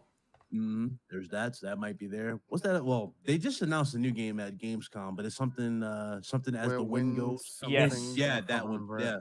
The Looks full like name. Ghost of Tsushima. That looks amazing. Yeah, yeah. My friend Destiny, who hated on Ghost of Tsushima, was like, "Oh, I'm all in him." That I'm like, "Oh, so you like Ghost of Tsushima?" He's like, "No, that's different." I'm like, no, it's pretty much Ghost of Tsushima, and it looks fantastic. But, It does look it's very a lot. impressive. It's a good time to be a gamer. Yeah, it's a good time to be a Souls-like fan. You got Liza P, which I mean, come on, you got the new game that just dropped Yep. a couple of days ago, which was Liza $30. P. Thamnesia. Yes. Yeah. I mean, it's a lot. Thamnesia of looks awesome. Games. Yeah, so go crazy, man. Seriously, go crazy. It's certainly going to be very interesting, that's for sure. And welcoming Crazy Louis Gaming. Sir, Hello. what do you How are expect? you doing, sir? What do you expect to see from Tokyo Game Show 2022 on Xbox's side then? Well, you mentioned a couple. You guys were mentioning a couple horror games on Xbox side. Maybe some more JRPGs, probably. They're gonna join the Game Pass, probably so. Or Was Scorn a horror game? you know, Yeah, I think it's maybe a horror. I think Scorn's a horror, yeah. You Yeah, think Scorn maybe? Because I don't even remember the last time I But- heard anything about Scorn. Maybe But that's how you Scorn, did it. but wait, but Scorn is not a Japanese game, is it? The JR is it? Yeah. It's no. No, it's not. No. It's Could a be horror showed game. off there though for Like Yeah, but- Japanese fans are like in the trailer, you know, they do those famous crazy horror. super fast trailers, montages. They might be shown there or something. Yeah, but probably we get some more JRPGs and stuff like that because they need a little bit more of that up there. You know, Sonic probably. Can you imagine that Sonic gets announced for Game Pass? Oh, was it Frontiers, the new one? Yeah. Sonic Frontiers. That could be one. I'll welcome it because I mean I don't see myself paying full price. Well, for that, so- Mr. Dark is asking, could you name some of those JRPGs? Well, Final Fantasy is one of them. It could be mentioned that, probably so. They could get some Final Fantasy on them. I don't know about that. Yeah, I don't This is think where so. we're talking about. Yeah. Yeah, that's another one. Yeah, FF14, Final Fantasy 14. Yeah. What other Japanese good games? Oh man. Because I'm not a big fan. Oh, the Persona games that were mentioned though. Yeah. Yeah. You get I could more show on them that off too. again, yeah. Yeah. But yeah, but probably for me, I think that tomorrow they're probably gonna show something from Sega and probably put it on Game Pass. So let's cross our fingers. That we get Sonic Frontiers on there. That'd be pretty cool. Yeah, it would. Sega did we know- publish Condemned. Could we see a resurgence of the Wow. Condemned Oh, franchise? I would Condemned. love it, Oh but I my- can't see I it. would love it too. Oh, I would love that too. I'd love that too. The We know that Condemned games were brilliant. We know that Konami are Yeah, that's apparently another said one. they're going to announce a new game in a loved series, as they Yes. said. So, any Metal Gear Survive 2. Put it in the bin already. No, Oh, Gear Lord. Survive. Is that what Raiden? Oh wait, no, that's the thing with the. Yeah, that's that thing. Yeah, that's that thing. I'm sure. Metal Yeah, Gear that's the other Survive one. 2. Yeah, it's the other one. You only That's just the got one. That's the one they were charging for save slots. Yeah. Yep. Yeah, Oh, that's that God. one. That's that one. in the bag. In the bag. They had like crystal brains. I'm like, what the hell is Yep. this? I'm glad I never bought that game. Oh, I don't dear think me. anybody bought that game. Nope. So that was the game that killed the franchise. Yep. But So, But wasn't there I saw like my- supposed leaks We got that Phantom Pain. there's a remastered versions of Metal Gear Solid 1, 2, and 3 coming? Is that credible or is that just I think it's been Smoke and hinted mirrors. for a long time that they're going to do some form of remastered collection for it, but whether or not that's true is another thing. hopefully it I've doesn't been go hearing the way remake of for the longest time, but The, it's just been bouncing from developer to Mm. developer. Like Blue Points was rumored to be making it, then it bounced to this guy, that guy. So I don't even know. Like when we see it, we'll see it type of thing. That's hopefully, where it I'm doesn't at. go the way of the GTA remaster trilogy because I'll be done with Metal Gear Yeah. then. Yeah, Rockstar thought they was gonna pull a fast one. He was like, yeah, "Let's remaster, but put a remake conveniently in there." You And know, ugh, Yeah. terrible. reading what Dark just put there, he said, "I would love for Sony to bring back the Siren IP, which I enjoyed a new Fatal Frame game or a new Fatal Frame game." He says, "Could we see more of Slitterhead from ex Silent Hill devs?" Hmm. Possibly. But yeah, Possibly. That's a good shout. possibly. And thank you for the $5 super but chat, Fatal, Joanna Doc. You know what we should see more of? Dark- Abandoned, because that's being worked on by Kojima, right? oh dear lord, Let's- oh dear lord, Why are you bringing up a scam? We don't support scams oh lord, that's a game nobody talks about anymore. Yep, because it didn't abandoned. Yep. exist. That good game was reason. abandoned. Good Like the reason. name of the game, it Lou, was nobody abandoned. talks about it because it didn't exist. Yeah. Oh, but Dark The next mentioned, time you hear about that game, it'll be about a lawsuit that's happening. Yeah. Oh yeah, definitely. The one but thing, Dark the one thing mentioned I'm, Fatal Frame, though. the one thing Dude, I'm happy disappeared about off for, the face of the earth after that Colin Moriarty interview. yeah, the one thing I'm Oh, happy that's for with hilarious. TGS though is the fact that obviously we're getting to see more of course, the partnerships that Xbox are building over in Japan, and to see exactly what it is that they're kind of working on people with or helping them with, and trying to grow that footing. Of course, this is Xbox really trying to push back and get a foothold in Japan, and of course, it's been relatively successful so far this generation, if not the most successful generation in Japan since the 360. And I think it's already on track to kind of to beat the 360 kind of sales numbers in Japan as well. So it's a huge plus for them, and I think they just want to keep growing on that. So I think this for them is probably a more substantial showcase than even the Western showcases were. More so because again they're trying to gain that foothold and get a stronger relationship in Japan as well. Boxy, what do you think? Do you think this will have kind of for them be maybe more of a for Xbox that is be more of an important showcase than the Western showcases are in for that particular reason? Oh, most certainly, most certainly. I think I touched on this earlier a little bit. It's for Xbox really a market that they want to grow in. I feel like the main reason is not just because that they haven't been successful in the past there, but everything that Xbox does right now screams like, how can we grow our gaming division? How can we grow our gaming business? Activision Blizzard is not about Call of Duty. It's about growing their business. In this case, it's about mobile. Yeah. ABK is about mobile and not about console games. And Asia itself is a region that sees a lot of growth. That is a market where they can really get their foothold in. It's a mobile first market. xCloud is going to play a big role there. But you can have the best services, the best platform. If you don't have the content, you're not going to sell. You're not going to appeal to the masses. And this is really not just about how can Microsoft sell more consoles in Japan or the Asian market. This is about how can we get those guys to subscribe to xCloud or Yeah. stuff like that. So I would be surprised if we don't see a lot of talk about xCloud, the app being now natively on TVs, available on iPhones, available on Android devices, and so on. I think like this is something we're gonna see there as well. Yeah. So I hope that this answers your question. Yeah. But it is a important thing for them. That's why they are doing it. We don't get a Europe-based dedicated Xbox showcase, or I don't know, a Brazil-based or South America based showcase. Japan really is a special market for them. Yeah. And it's a potential growth market, and that's why they heavily invest in it with dedicated showcases and such. Yeah, 100%. 100%. Any final thoughts on TGS 2022 before we move on to Gamescom and covering off some of the awesome announcements from Gamescom 2022? No? Everyone good? Awesome stuff. Nothing Awesome that I stuff. can think of.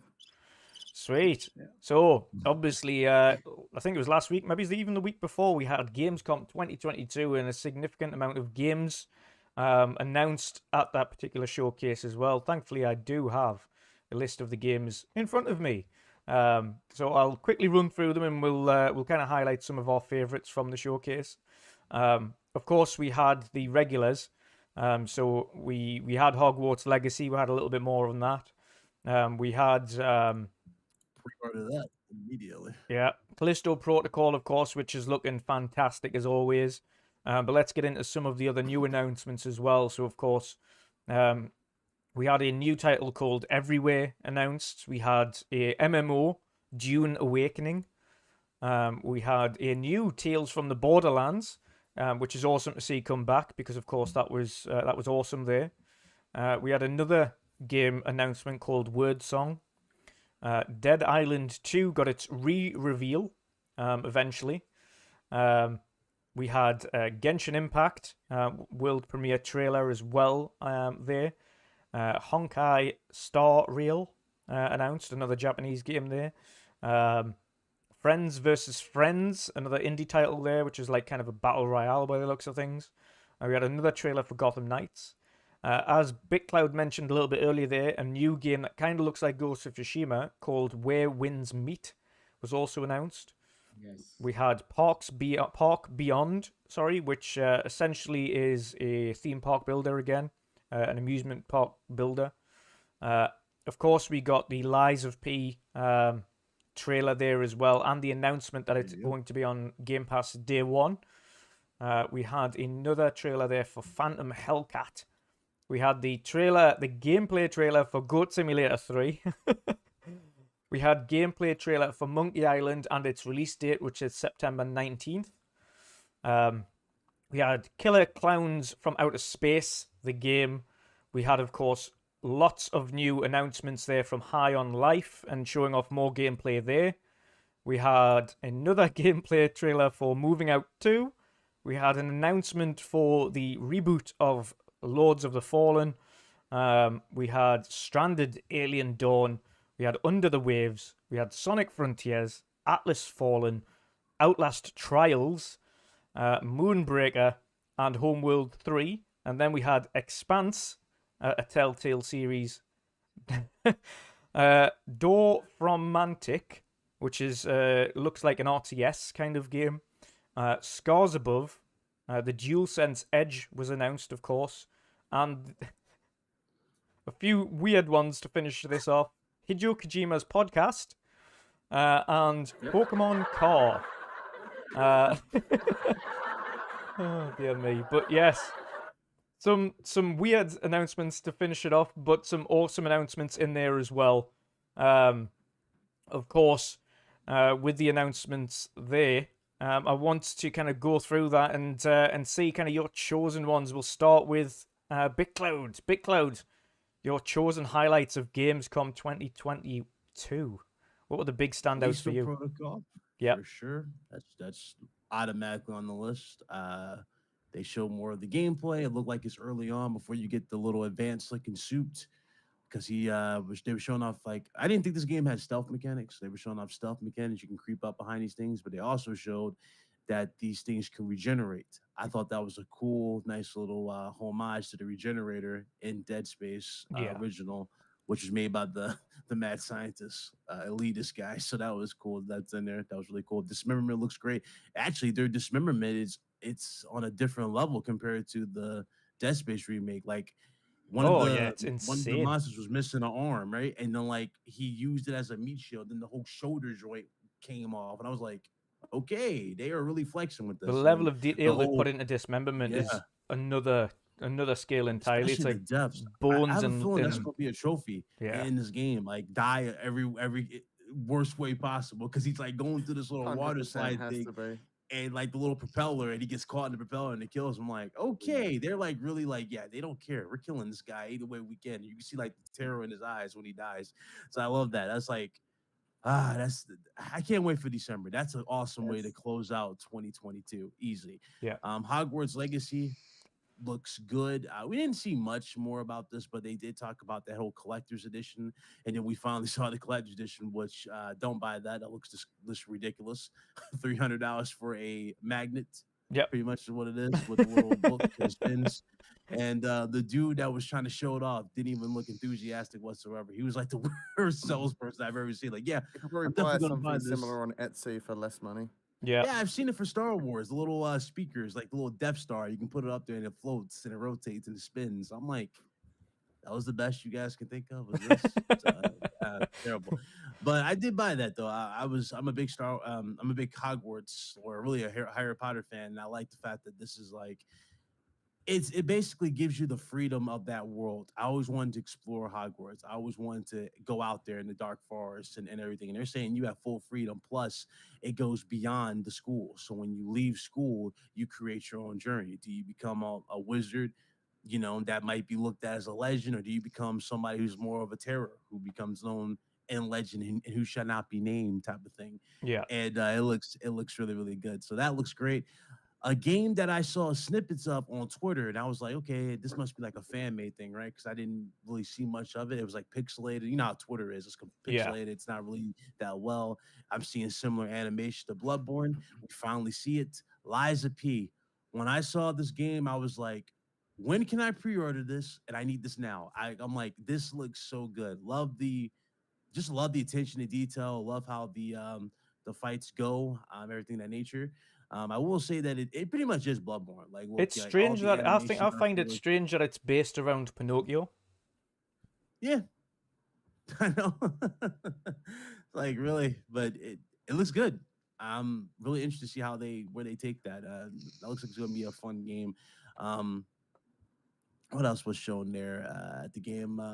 Lords of the Fallen.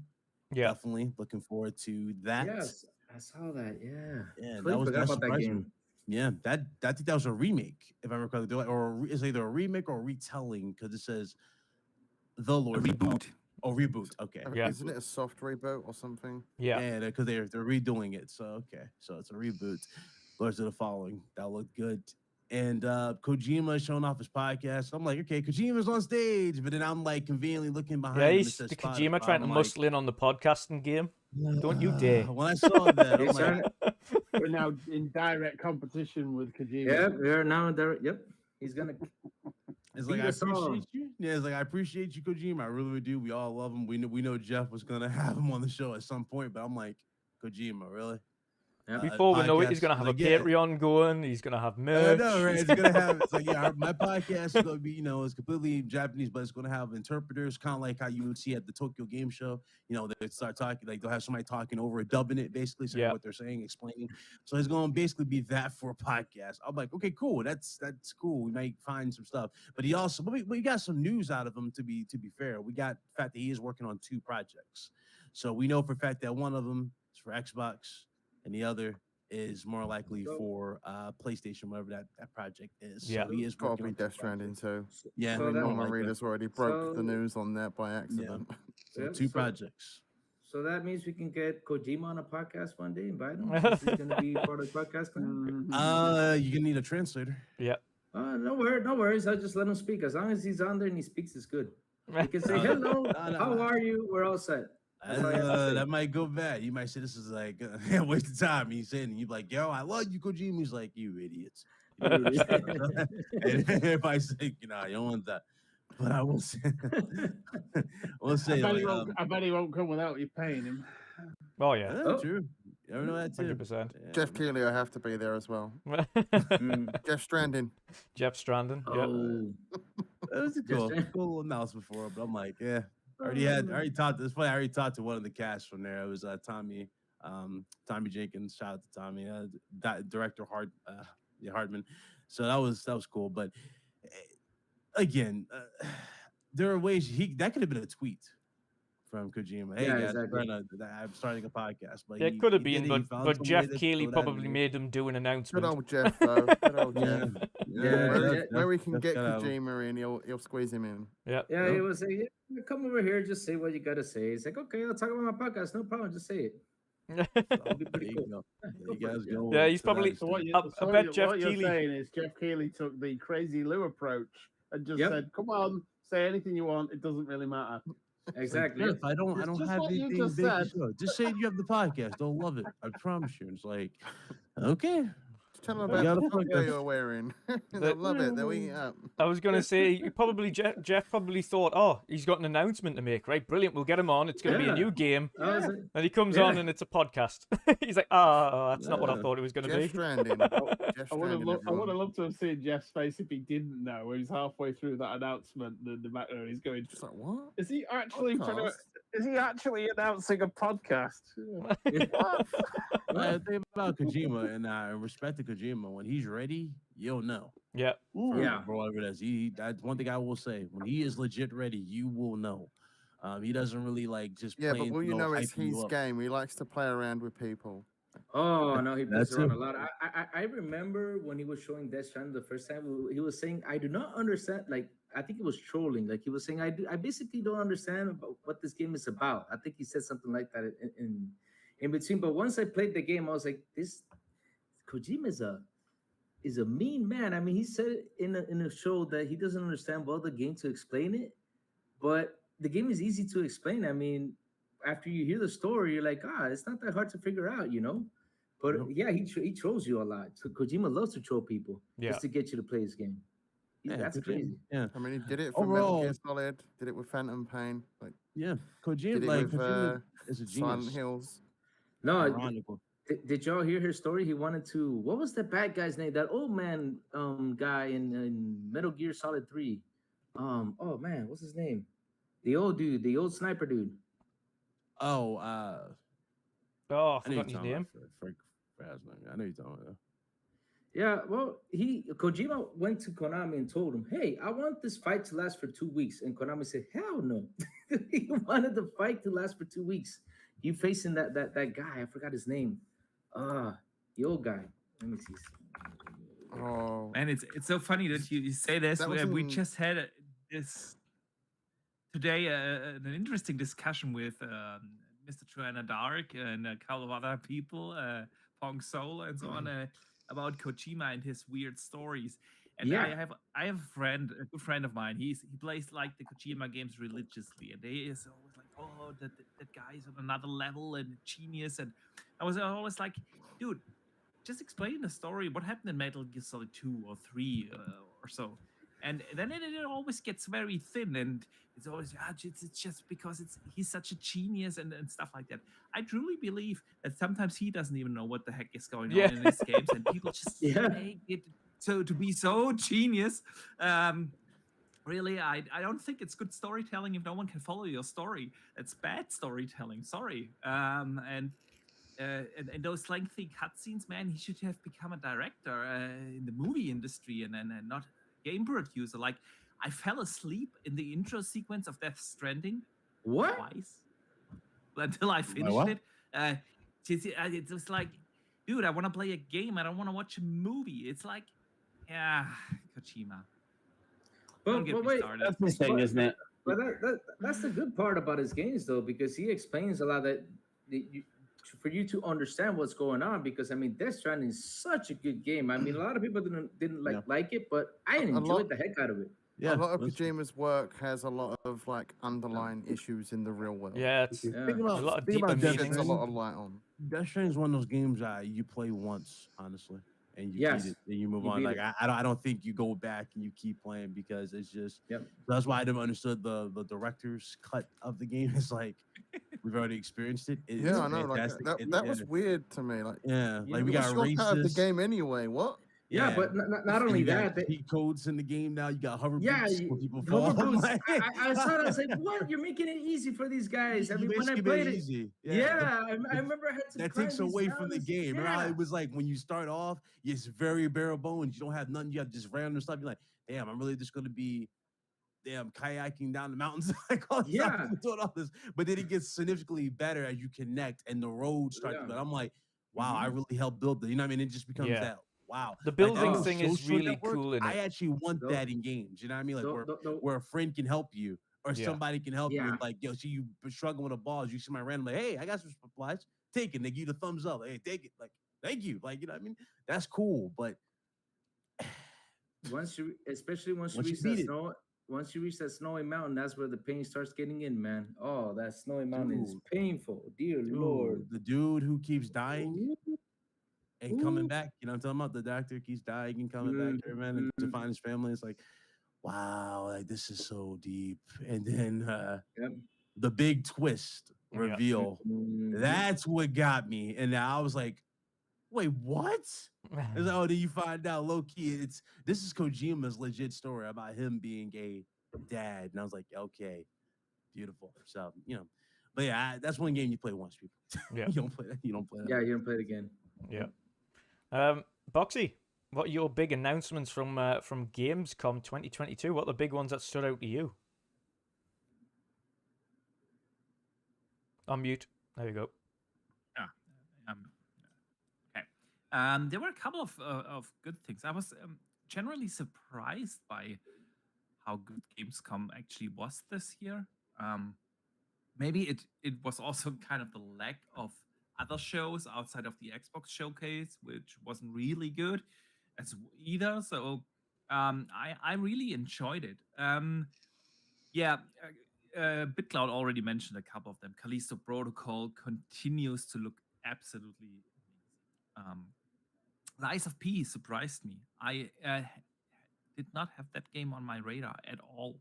That was really cool. Then Gotham Knights, and I know people just love to hate on it, but I'm super excited for that game. I can't wait to play that. Yeah, there you go.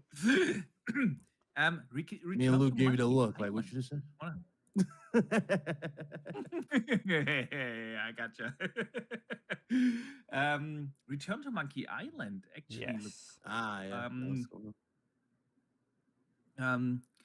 it had a real good showing, but yeah, Hogwarts Legacy, like BitCloud said, can't wait to just dive into that world, explore Dude, it. I bought the like that they $80 digital deluxe just so I can get that 3 days early. I don't want to wait to release. I just gotta play that game. It looks too damn good. I love every single thing about it. Even I don't even care for the robe. Yeah, I mean, like I thought that stuff was gonna be real when they said that $300 collection. I thought, okay, you can get an actual robe like the game, like you know, like in the movie, the little scarf. Yeah. I was like, okay, cool. No, but either that, it looks badass. But all right, go ahead.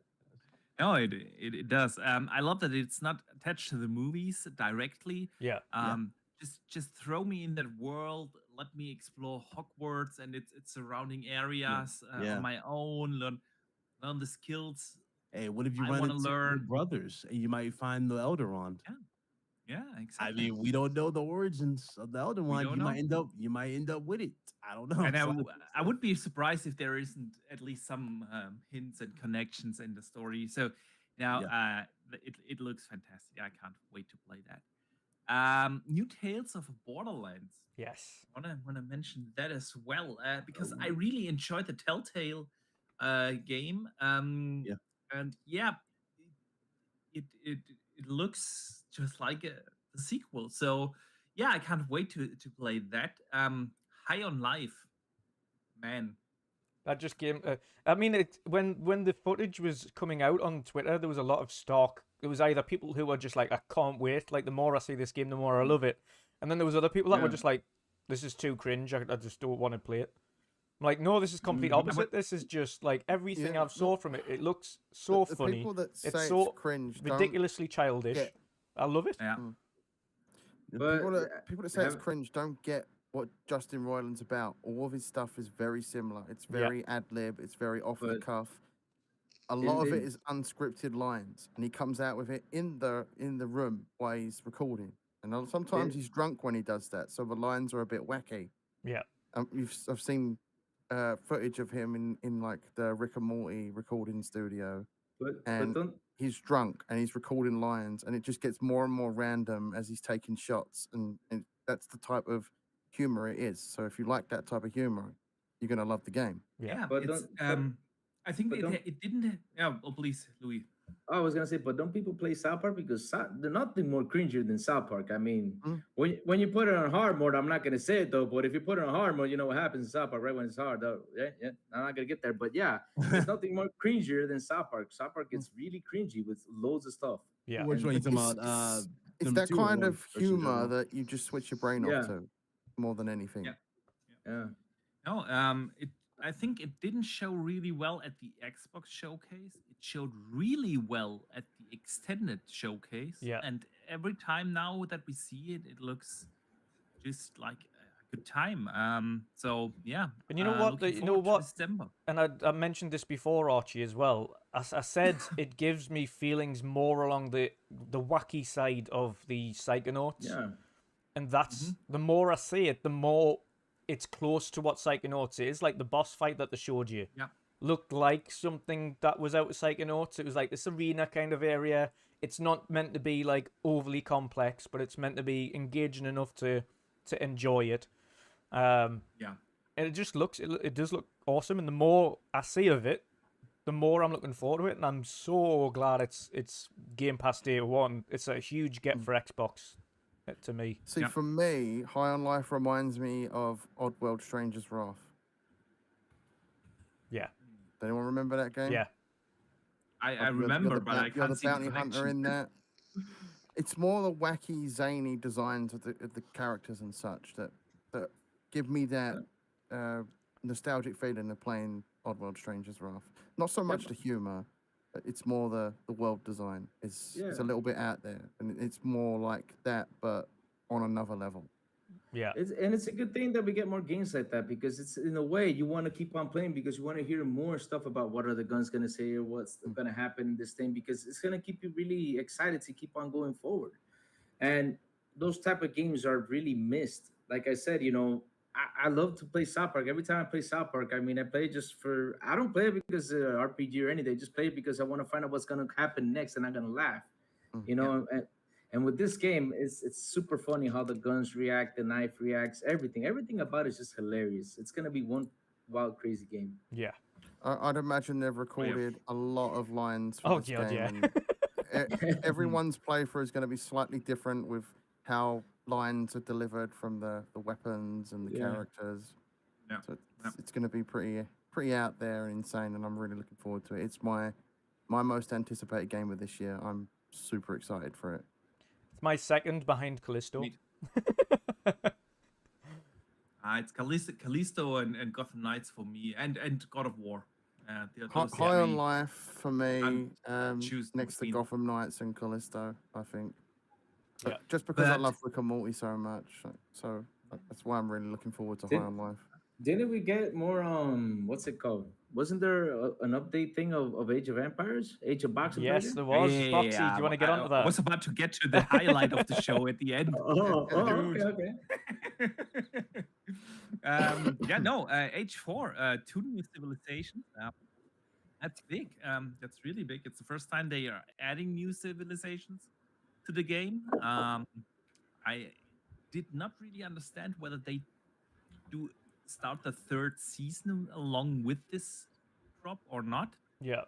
But those civs look really cool. For people that play Age like me, I have more than 250 hours now in the game. It's about time that we get some new civilizations, some new strategies going. I can't There's wait. another game though that we didn't. Well, obviously the game probably is not going to drop next year, but I think it is though next year, dropping soon. But I kind of I hope this is at least going to show up at the Game Awards. Jedi Survivor. Oh yeah, Jedi Survivor. We haven't seen the gameplay. I want to see the gameplay of all that. I think we might see that at the Disney thing, Marvel showcase next Yeah. month. Oh yeah, I forgot about that. What is that? Yes. It's a game showcase. And So that's Beginning when- of when is it? September. 9th of September. 9th, is it? I think next week Thursday. Oh, Wait, again. the 9th of September and Yeah, the 9th of Friday. September. Wait, that's the 9th. Wait, okay, because no, people were saying September 9th. No, is it's the- next this- week, this- Friday. Yeah, I think next it's week, I'll, Friday. I'll do a reaction show to the Disney one, but I'll not have the sound on because I know what Disney will be like. Disney will just copyright. Yeah, I think you gotta just like black the screen when you see like anything related to Marvel, like the TV show Yeah. stuff. I think that's what you gotta do Yeah. because Amy Henning's game is gonna be there as well. finally be she gets to see it. interesting Yeah, It's Yeah. going to be What- interesting though, because this is what the game? first like showcase that Disney and Marvel have done games I'm wise, doing right? at all, and I love it. I love the idea. There are so think Spider-Man 2, maybe. I don't I think don't know so. about I that. think I Sony think will that's other saved just for hang on to that. Sony's. Wolverine. Yeah, Wolverine could get like a snippet. I don't know. Could, You know, could. trailer. Again, I Like a don't just- expect it. reminder that it's coming. Yeah. Yeah. I just Yeah. hope I just hope they announce the long rumored game Mandalorian for Xbox. That's what I'm waiting for. I The think Mandalorian everyone game. hopes that. Yeah. Yeah, everybody sleeps on the bounty hunter games, dude. I'm Yeah. telling you, Yeah. that's Well, that's wasn't there another- rumors that Amy Hennig's game is a Daredevil game? No, Devil, Yes. yep. That's another one. I'd love to see that. As a huge Daredevil fan, I'd She's, literally she's lose my brilliant shit in if I terms saw of that. just a narrative and creating a character. Like she gave us Nathan Drake, and that's one of the most likable characters in gaming. Period. So I know she'll deliver with Daredevil. Yeah. But so but Well, much. with- I Disney- agree on Nathan Drake being awesome, and the thing is, she hasn't released a game in creator like, I want to say since. 13 years, 14 years. Yeah, every time she was So- on a project, the project either Yeah. didn't come to fruition or She the was kicked studio out, was, or yeah, Yeah. the studio was done. It's like So it's like, yeah, so- I don't know. She was having bad luck. So hopefully this is the swan song, like her coming back and Yeah. being great. Because we know Quantic Dream's also making a Star Wars game. People forgot about that. Yep. That was the other one. So Eclipse, Star Wars Eclipse. Yeah, I Star can't Wars Eclipse. wait, man. I don't even Yeah, know see, when we're what- gonna get that, but after Well, what they said get- they target 25 for that. So okay. So what See, about with what about this- KOTOR? Was KOTOR given another? Oh, release? KOTOR's got Windows? issues. KOTOR's got it big was, issues. It was rumored that it's Yeah, moved. that's Yeah, Switch developers, right? yeah. Oh Saber, wow! See, um, Yeah, they took it away from I can't Aspire. yeah, Inspire, and yeah. canceled it there. But rumor has it that they moved it over to Saber Interactive. Oh wow! So Yeah, so we're a ways from those. it's 'cause- just a rumor. Yeah, so yeah, we shall see, man. But like everyone said, Quantic Marvel and Dreams, Disney has yeah, so yeah. many IPs now. and In that Black gaming. Panther game from Monolith. Yeah. You might see something for that, like that might like a trailer or Yeah, something like that. Yeah. Ubisoft Coming is back making round a to Star Wars this- game. Yeah, Well, and Coming back round to Avatar. this, Yeah. Yeah, it's a good Disney time to be a Marvel Star Wars show. fan. It's legit a man. great Yeah. time to be a Star Wars fan, Absolutely. and I'm You've got the loving Avatar Very game as all well. the energy, The Avatar all game the will energy show up. that they're getting, especially with Jedi Survivor. Jedi Survivor is so high on my list after Fallen Mhm. Order. I lost hope for Star Wars game wise until Fallen Jedi Order was Fallen my Order. game of the Yeah, year. it I was so loved good. every second of it, and I can't wait to play. Yeah, I think it It got didn't- it shafted. It didn't- got shafted twice. It didn't get the nomination. It didn't get Yeah. nothing. I was like, "Are you Nothing. serious?" You- They you nailed know- the soundtrack, the atmosphere, the tone. They had those Yeah. great dark moments. character even when designs these were stories- brilliant. Yes, the villain was great. Even the epic reveal. They gave us the best interpretation. Well, the right interpretation of Darth Vader. So they didn't give you no character who's like on his level. No, they showed you that this dude cannot be touched as Darth Vader, and he's 25 at this point, and he's breaking and destroying the ship. I'm like, or he's destroying the spaceship. Like, okay, we're at this point, and even the scenes where he's reconnecting with the Force, he starts seeing memory snippets. It's that's just beautiful So good. storytelling. how they Wait, did it. Darth Vader was 25 years old? Yeah, he was 25 when he fought Yeah. Cal Kestis. I thought he was older than that. Nah, he's Nah, 25. I he's can't young. really He say was it a was much spring of a chicken. fight. Yeah, he's young. He's young in that. He's like 25, 20. Yeah, he's like 25, Yeah, 26. basically just became Darth Vader. Yeah, this is just him coming in terms with it, and this is him at like his peak pure rage.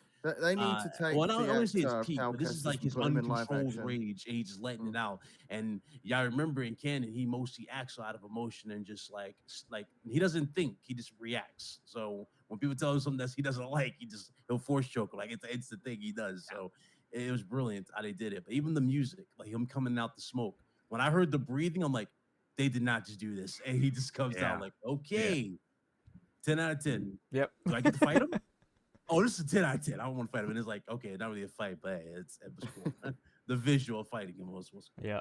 So But Boxy, what else stood out to you at the at Gamescom? I wanna mention a couple of other games. I was like, Dune. Oh, we're getting a Dune game. An MMO, survival online MMO. I thought. Oh, but I was gonna say we were getting RTS on Dune already. I thought it was gonna be a new RTS or something. But then I was like, yeah, but there's an RTS coming out. I forgot about that. It's already out. Yeah. Hey, Box, your camera's froze. Just notice your camera's froze. This stopped. I wonder if he's crashed because he's went silent now as well. Yeah, maybe. Yeah, I think he's crashed. Oh. Well, if he drops out, we'll pull him back in again. And then we'll get the rest of his games. Crazy Louis, what about yourself, brother? The big announcements that you liked from Gamescom. Oh man, woo, man! I gotta tell you, when I saw that Killer Clowns thing, I mean, I was telling the story the other day next XBI, but they wouldn't let me take off my shirt because I was basically like if I was watching a football game or soccer game or wrestling match, you know, I was watching this trailer like with my feet like up like this. I was like, just like comfortable, just watching my trailer.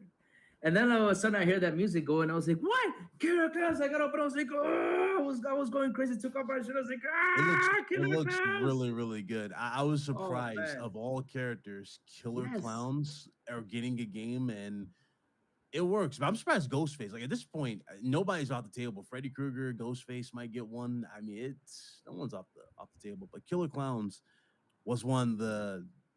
I never got scared of it as a kid. I just thought it was one of the most like funny, dope movies back in the day. It's like, I've never seen the movies, but the game really appeals to me. Like, it's hilarious. It's hilarious.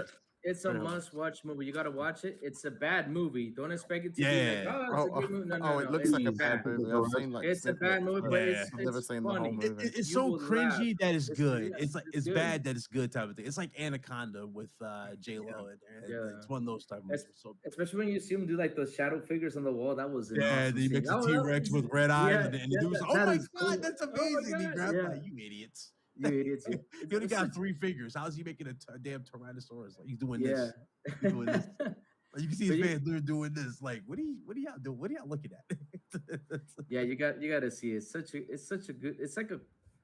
How can I explain? But it's a cult classic. You gotta watch it. You gotta watch. It's one of those movies you gotta watch. Before we get back, Friday the 13th. I'm guessing this is the Friday the 13th. Same guy. Killer. Yeah, it looks like it, right? Is it? Yeah. It's from the same guys, I think. Good Media, was it? Good Media, I think they're making. Let me check. Before we get into the remainder of Louis, we will get back to Boxy because he's back with us. Yeah, Boxy. Yep. I had a blue screen. I don't know what happened. Back to yourself. Other games that you were mentioning there before you statued. Yeah. I think you said Star Wars, not Star Wars, and you said Dune. Yeah. Dune. Yeah. I would love to to have a proper Dune game, but not a survival MMO. Yeah. Not for me. But one thing that looked really good is Atlas Fallen.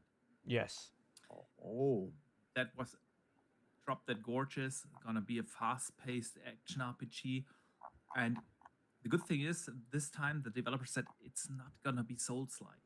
So it's really like more them trying to do for the first time a non-Souls-like RPG. Yeah. And I can't wait to see that. And then Dead Island 2, of course. The reveal, unfortunately, Amazon spoiled it like a day early or so, but still good to see. This is one of these games, you know. I'm probably not gonna buy it day one because around that time so many other things come out. This is like the perfect game to, you know, wait for a sale and then just have a crazy time. I don't know. I'm pretty excited for that, to be honest. Yeah, it's been so long. Oh yeah, I am as well. And I've not really been one for zombie games in that time. I didn't bother with what was it, Dying Light 2. So I might jump back into you missed some out zombie on that. in action. I want to play it, but at this point, I'm like, I can still wait for that. Yeah. Dead Island, on the other hand, I need to pick that up day one. I got the original day one. So yeah, they really upped the board in that, which was hilarious. Oh yeah, they did. they censored the gore in the trailer, but obviously it's the uncensored version. But I'm like, I'm really? looking forward to it. It's up to I'm holding out hope that it actually does come out, and it's not going to be another 8 years. Yeah. I got a feeling that one will come out on time. I don't feel like they were pressured to come out anytime soon. Oh yeah. So unless I mean, there's, a lot of people thought it was done if it for does that get game, if it so does get one, I think it might be maybe like 2-3 weeks. You know, some fingers like one of crossed, those and- one of those delays where it's just a little bit extra. Yeah. You know, just to finish something off. But I think that one will almost hit. if not Hopefully the hit. game plays well as well. Like, I know it's been a long time, and it's been what 3 times they've restarted the game. Yeah. So yeah, hopefully that's something special, because I think it's about time zombie games sort of make a resurgence, and especially good zombie games, because there Yeah, was good many. Well, Like, Dead in Island 2 recent as well years that was sucked. both a good and a silly game. And of course the trailers always put that forward. It's a bit more of, it doesn't take itself too seriously. It's not like Dying Light, for instance, where that's more of a serious zombie game. As I think they've scaled back the co-op, because originally the game was announced as an 8-player co-op game, right? Yeah. But they only said there's 6 Ah, characters come into the game. I think it was a concept for it. They didn't really confirm it. It's like a concept. There was like a pipe dream. Like, yeah, they would love to have like 8 people play, but something like that. You never know. What else then, Boxy? I mean, if it's 6-player co-op, that's still good. That's still a lot of fun to be had with friends. Yeah, Remember, definitely. not that. I know you said it's not like the serious tone of Dying Light. Dying Light 2 kind of killed the spirit, the serious tone, because this one, it was more like a arcadey, having fun type approach they did with Dying Light 2. It didn't have like that same dark, gritty, like when you like there's like a rush. You know what I mean? Like when it gets dark, you have to get to like a shelter type of thing. It didn't feel like that in Dying Light 2. So this one looks like it's a return to form of for Dead Island, looks like a return to form to that horror mix, everything. So I just hope it lives up to that hype that I have for it. Fingers crossed. Fingers crossed. Boxy, what else? I mean, that's basically it. Sonic Frontiers, I have to say. Just go ahead and say it. Just go ahead and say it. He's not here. Go ahead and say it. You're not it didn't do much for me. But don't text him neither. I see you texting him. It's okay. It's okay. I can handle it. But there was one indie game that really stood out, in my opinion, and it is called The Last Ori Crew. It is an RPG, an open world RPG, set in a sci-fi high fantasy setting, so mixed sci-fi fantasy mix, and it looked really cool, kind of like a typical third-person action RPG. But yeah, for an indie game, it looked really good. I'll definitely keep an eye out on that. But I think that's about it for Gamescom. The list is long, actually. Yeah, a lot of good games. Gamescom.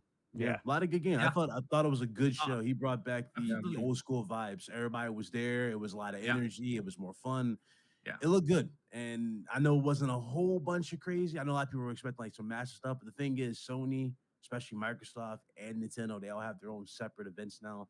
They don't really feel obligated, you know what I mean, to like share as much. Bro, the fact that he still was able to prize something from all 3 is good. Well, all 2, but it was good. It was a good show. It was better than Summer Games Fest. I think there was a little bit too much advertisement in it as well. Summer Games Fest didn't have so much advertisement in it, but he seemed to put a lot more advertising in this, especially with Red Bull.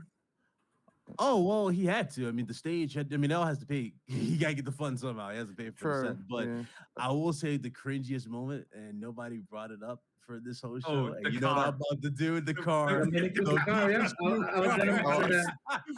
watched this event the next day. I was going to mention it. I was like, no way. It's an electric car, and you can connect your dock and stuff. You switch to it. I'm like, why the hell would I buy a car that's got a personality? But I talked to someone who was actually at Gamescom, and apparently there were a lot of car manufacturers present at Gamescom. Wow. Not on the stage, but because gaming in cars is becoming a thing, Yeah. especially with Mhm. You think electric we might cars. see Because we Yeah. might start seeing Yeah. Kit get remade into Nah, production again.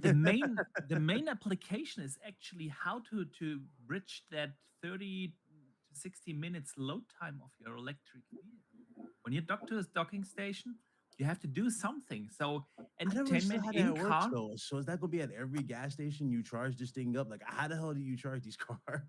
Like, how would it go? Oh yeah, there's standardized charger. Yeah. Yeah, So you just plug it into a wall. Yeah. Yeah. You can plug into a basically. wall. Well, you have a charge station, Fire station.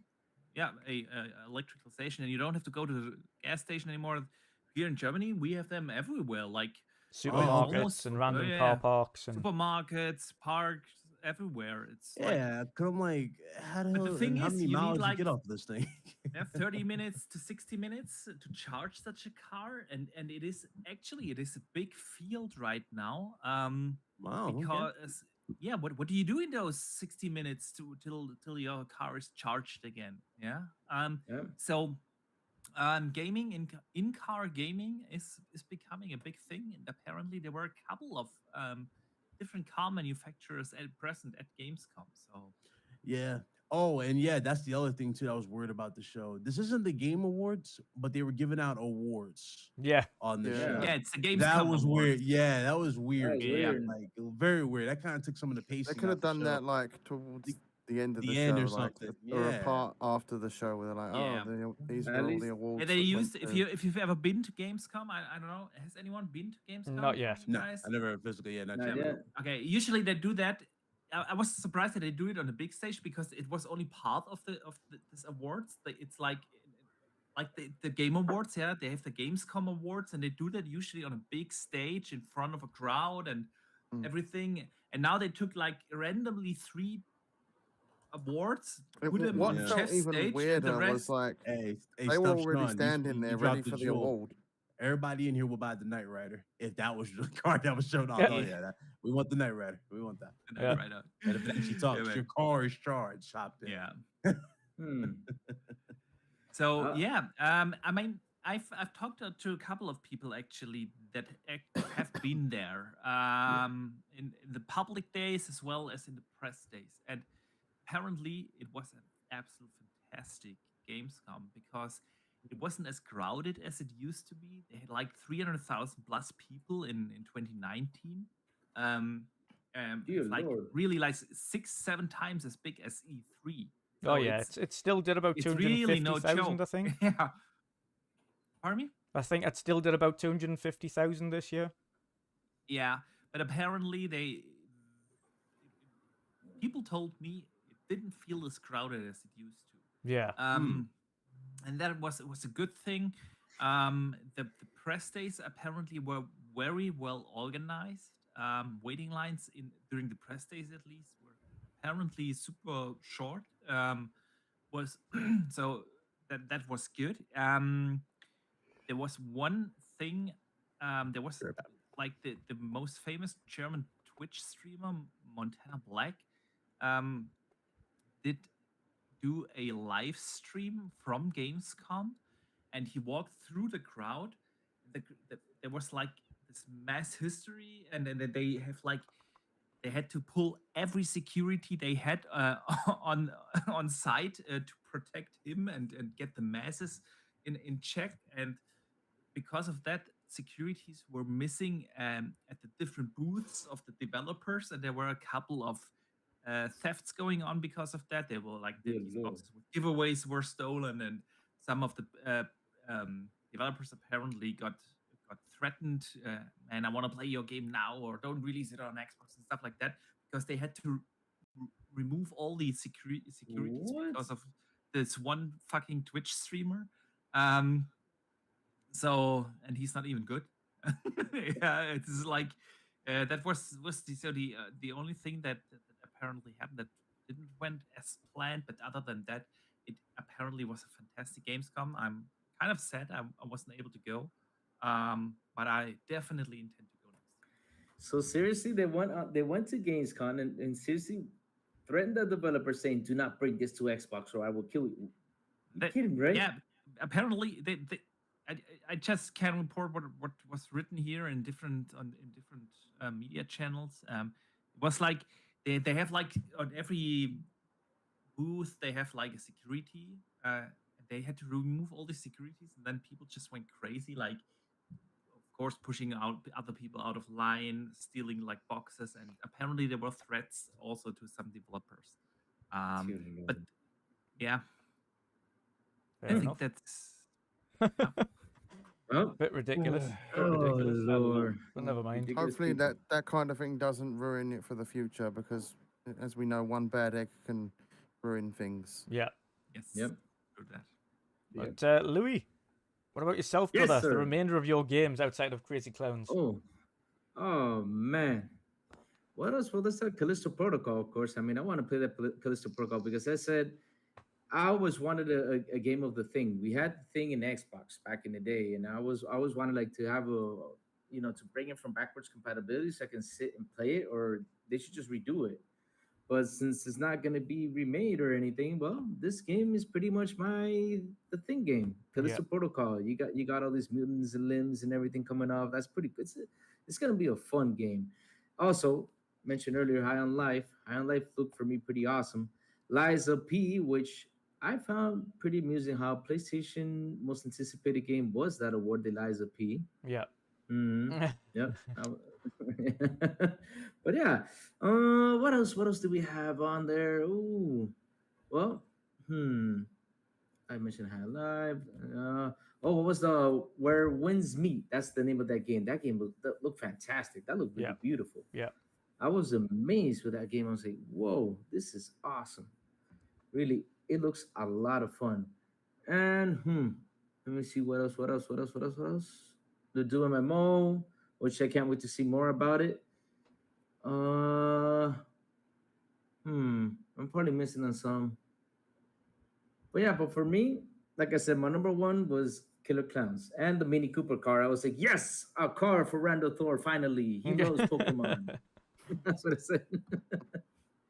Yeah, those are my favorite things about the show: Killer Clowns and Callisto Protocol. Awesome stuff. Jen, what about yourself, brother? Favorite announcements from Gamescom? I'm glad Dead Island 2 is back. Obviously, you heard me talk about it a moment ago. I'm really excited for that. I loved zombie games growing up, loved zombie movies growing up. Shaun of the Dead being one of my favorite wacky zombie movies of all time, if not my favorite movie of all time. I got the movie framed, god damn it, so that should say a lot. But yeah, I'm excited for that. I think it's about time zombie games come back in a big way. Hopefully it doesn't get too oversaturated again. Yeah. Because that's when the zombie games become boring and tiresome. Yeah. But yeah, that's a big one for me. Obviously, High on Life is my most anticipated this year. Liza P was a big surprise for me. I didn't even know of this game until I saw it here. So that was it's pretty good to see. It's going to be a Souls-like game by the looks of it. Personally, don't play many of those games, but it's coming to Game Pass, so I'm going to try it out. Yeah. Plus, it looks really good in the cutscene department, and the boss designs are really out there and unique too. Dark Tide, Warhammer Dark Tide looked pretty good. Yeah. Just trying to think of some others. Hideo was, Kojima's podcast looks pretty good. Gotham Knights, of course. I can't ignore that. I'm excited for that. I'm a super fan for DC. Obviously not their movies as of late because there's some controversy there. Yeah. But yeah, I'm looking forward to Gotham Knights. I can't wait to play that. It's going to be a 2-player co-op game. I think I'll be playing this with Marion, if I'm correct. I'll be jumping on that with Marion. So yeah, those are my big picks for Gamescom. Oh, and obviously Callisto Protocol. That looks awesome. It's a Dead Space successor, so I'm gonna be all over that when it comes out. We're getting a lot of 80s games back up because I mean we got a Ghostbusters game coming up. We got Killer Clowns. We got what else? Terminator. You got Robocop. I got so much to say about that Terminator trailer. Oh man, if we could sit here. Oh, I don't want to. I saw some things on that trailer. I was like, I know what it's gonna be about. Ooh, it's going to be a survival game, apparently. Yeah, so but very interesting. Did Did you take notice of something on the trailer? Or did you not notice about something though? It's such a short trailer. I didn't really pay a whole lot of Okay, attention. pay a little bit of attention to the beginning of the trailer. There's some glasses on the floor. And once you see the glasses, look for Sarah Connor in Terminator 2, and you'll see those same exact glasses. She was wearing them. Yeah, I'll And look there's back at that. yeah, I saw. I was like, oh man, but I got so much to talk about that. But that wasn't the show though. But damn. But yeah, a lot of '80s games coming up though. I mean, Yeah, could we see yeah. could we see a Child's Play probably coming up? A Hellraiser, probably so. I don't know. I wouldn't be surprised. 80s horror and action Yeah, movies are having a resurgence in video games of all things, to yeah, be honest. So Yeah. it's kind of surprising. yeah. We also got Texas Chainsaw Massacre coming up too. Yeah. That's not '80s, but it's close to it. Awesome. Oh, there was one other game I forgot about. Yes. The that miniatures game. I can't remember what it's called. Where you paint your own miniatures in the Oh game. I found yes, that really unique. yes. That was cool. I was gonna mention that, but that totally left out my head. Moonbreaker. That looks so cool. Yeah, that looked really interesting. Yeah. I almost forgot about that. Yeah, it's cool that they're doing a game like this where you can actually paint your miniatures in the game. That's Yeah. cool. I just loved all that stuff, and I was like, this looks interesting. Even though the guy that was talking about it, he was pretty nervous. He was trying to sell it, he was trying to sell the game, but he didn't know how to sell it because it's a weird game. Because you got these figures that, all of a sudden charge up, do something, but Yeah. just by you coloring them and stuff like that, it's really interesting. I can't wait to get People my love hands on those it. those tabletop games, and Yeah. I mean, if this come out during the pandemic, it would have been huge. It would have been so huge for that game. But yeah, I can see that doing really well with the people that love to paint pictures. It's going to be something cool and unique and stand out, and it's something I've not seen myself in a video game at all. So yeah.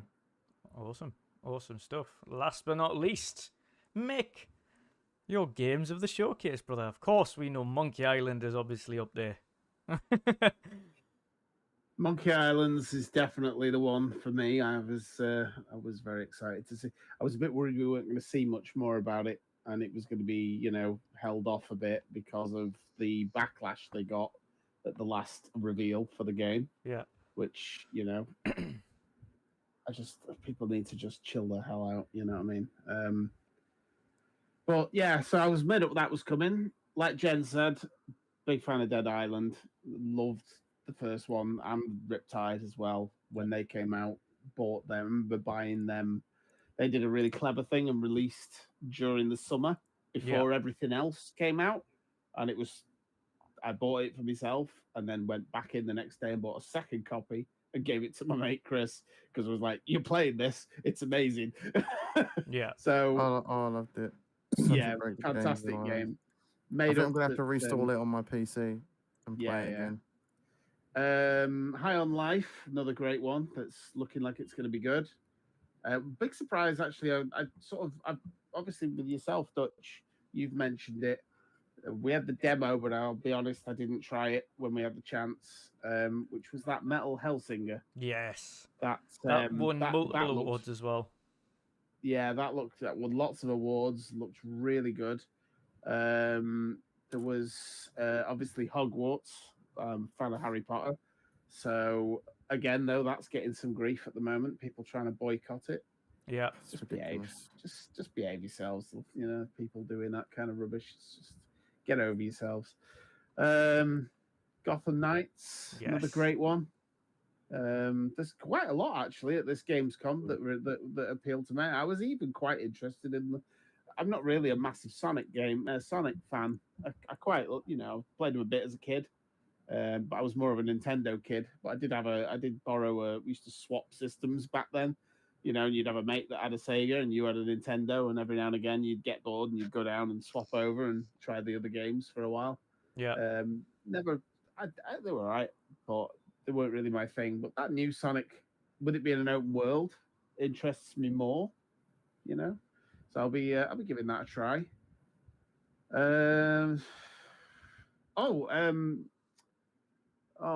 What's it called now? The second, the one with all the rats, Plague's Tale. Yes, Requiem. Plague's Tale.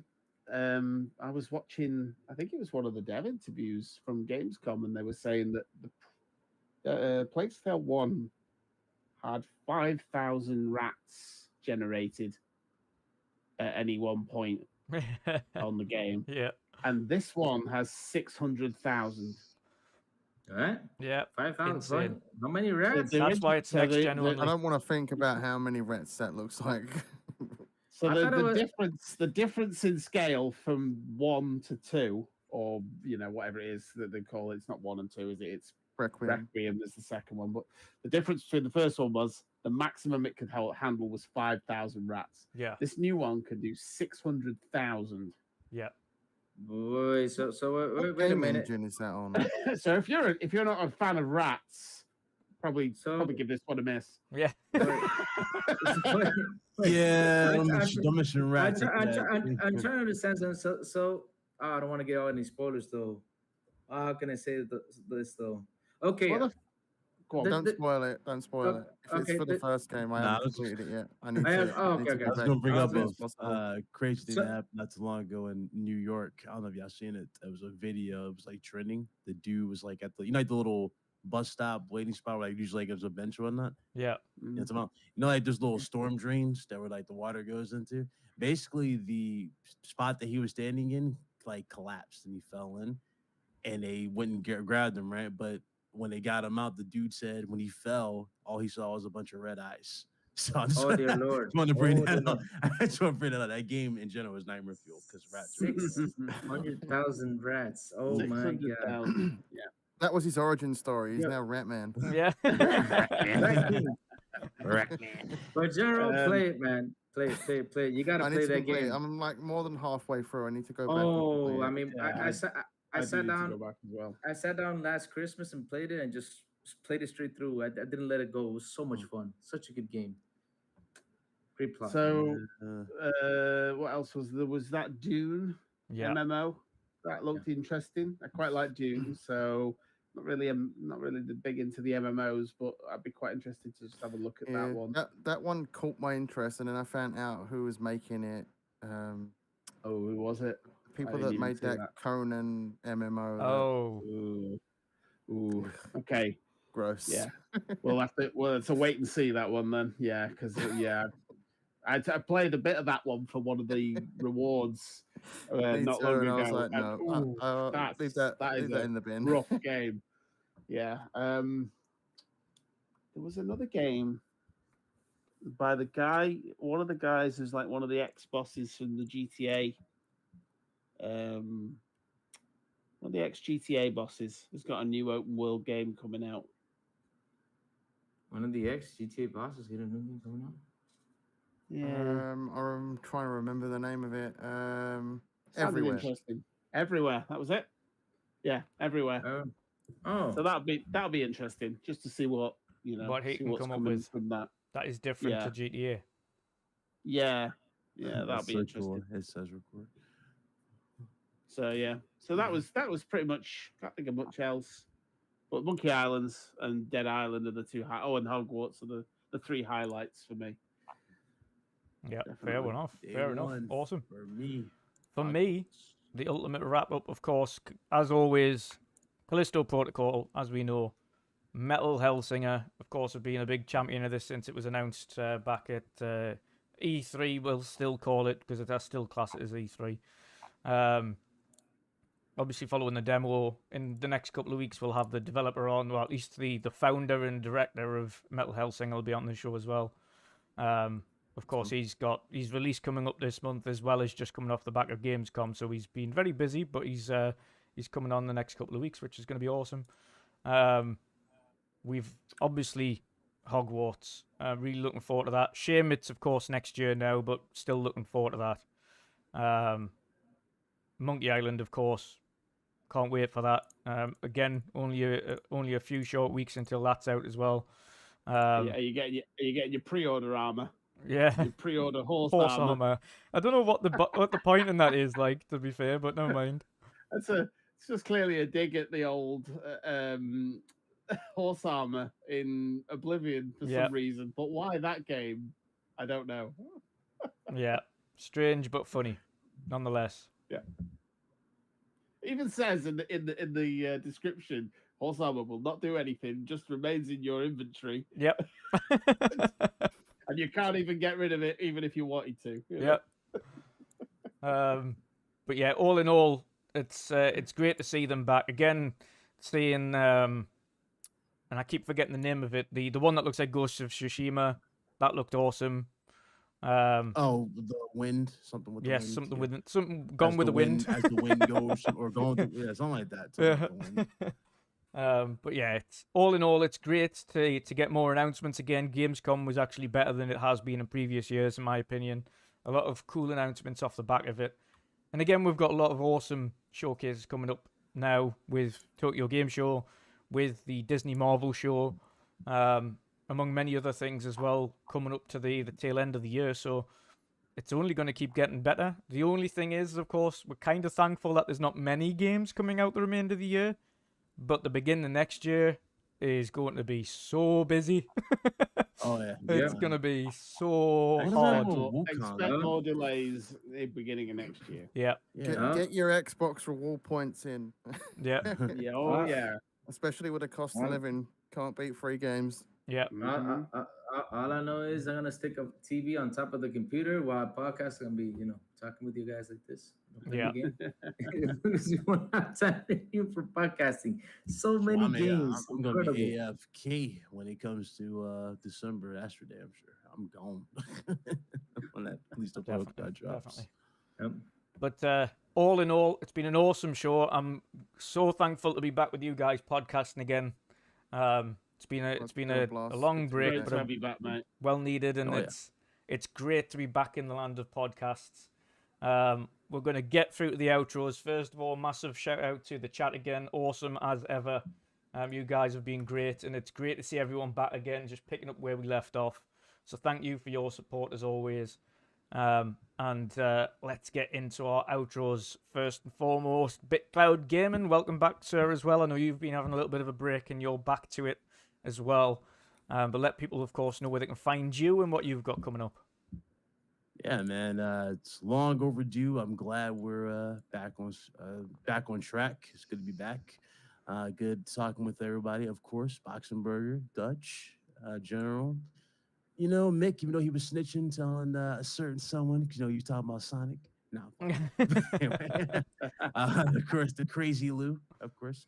It was a good show, man. Definitely a lot to, so it was a lot of good news we've had, Yeah. to say the least. Gamescom was good. I know a lot of people were like, not a whole bunch for me, but it was a lot to go for. I mean, hell, we didn't even talk about Forspoken. It's a lot of games dropping this year, and 2024, or 2023, sorry, it looks to be probably the pinnacle of just one of the best years to go out on. When I tell you my excitement for Resident Evil 4, my excitement for damn Dead Space, remake. I totally forgot about Resident Evil 4. Yeah, it's so good going into just the gaming landscape, and we got so many other shows to look forward to. So it's good, man. But you guys want to find me? It's Big Cloud Gaming, YouTube. Of course, you can find me that same name on Twitter and Twitch. And yeah, every Friday, 5 p.m. Eastern Standard Time. It's my podcast, RGT Podcast. What I do. Looking forward to getting back to that. So now we got the awesome new addition to the show. So I'm looking very happy about that. So yeah, we got this. So see you guys there. And shout out to everybody in the chat again. Awesome show. So this is for y'all. Appreciate y'all. Thank you. And y'all enjoy the rest of your day. Thank you. Awesome stuff. Next up, Crazy Louie. You're, of course, back this evening with another episode of Xbox International. But let people know where they can find you, Yes. brother, and what you've got coming up. He's waiting for me to hit the button. I can tell. Yeah, I'm waiting for that button. But yeah, I was gonna ask you, where can I get one of those? Because I really need one of those for the show. I'm gonna get Sour Bro Crazy and Silent. Yeah, I would have a lot of fun with that. It's addicting. It's so convenient. But hey, you guys can find me at Twitter at Crazy Louie Gaming, where I always do my good mornings and do all sorts of crazy stuff. And also you can find me at 7 p.m. at the Crazy Louie Gaming YouTube channel, Xbox International, with my brothers Silent Cypher and Sour Blow, talking about what's going on each and every single week. Oh man, that's where you can always find me. Awesome stuff. And hey, Dutch, welcome back. Happy to see you at your back, man. You have been missed, and yeah, I was like, let me hop on and say hi. Real quick. You're welcome, brother. You're welcome, and thank you. Next Yeah, up, thank Mr. you too. Boxenberger. We're back again tomorrow with the world of gaming. Let people know where they can find you and what we've got coming up. Yeah, man. No, first, let me say thanks for having me. It's always a blast to be on here. It's been too long since we did it. It's just something different than with the world of gaming, where it's usually just the two of us or one guest. But here we have an awesome panel with, of course, BitCloud, with Mike, with Jen, Crazy. I feel like, man, we meet on every podcast we are on. I met you on Boom. I meet you here. So, but that's awesome. Everybody That's hits me up. awesome, really. Everybody hits me up. Yeah. No, and yeah, in case people don't know where to find me, it's easy. Boxenberger everywhere. Twitter, Xbox, PlayStation, and of course here on YouTube. And tomorrow, 8 p.m. Central Europe, 7 p.m. UK, or 2 p.m. Eastern, we're gonna have the world of gaming. This week's guest is Umbra Infinite. We're gonna pick his brain about a couple of things. Some of them we talked today, other topics we haven't touched on today. So it's gonna be a lot of fun. Can't wait for that. And other than that, I'll look forward to be back on here next week. Awesome stuff. Awesome stuff. Next up, Xbox Mick. Awesome to have you back as always, brother, in the land of podcasting with ourselves. I'll let people know, of course, where they can find you and what you've got coming up. Well, first of all, thanks for coming back, mate. We've missed you. It's been a weird few weeks. Yeah, but it's awesome to have you back. Yeah, I have. I'm just Xbox Mick on the usual places: Twitter, Twitch, YouTube, and at the moment, it's just a lot of wishing I had some money to pay for all these games. yeah, yeah. Because they are coming. It's been a Let's slow take out a year. mortgage at this rate. Yeah, I know. Tell me about it. Starting OnlyFans. I mean, I got mine. I got to start working on it. See if I can make some money.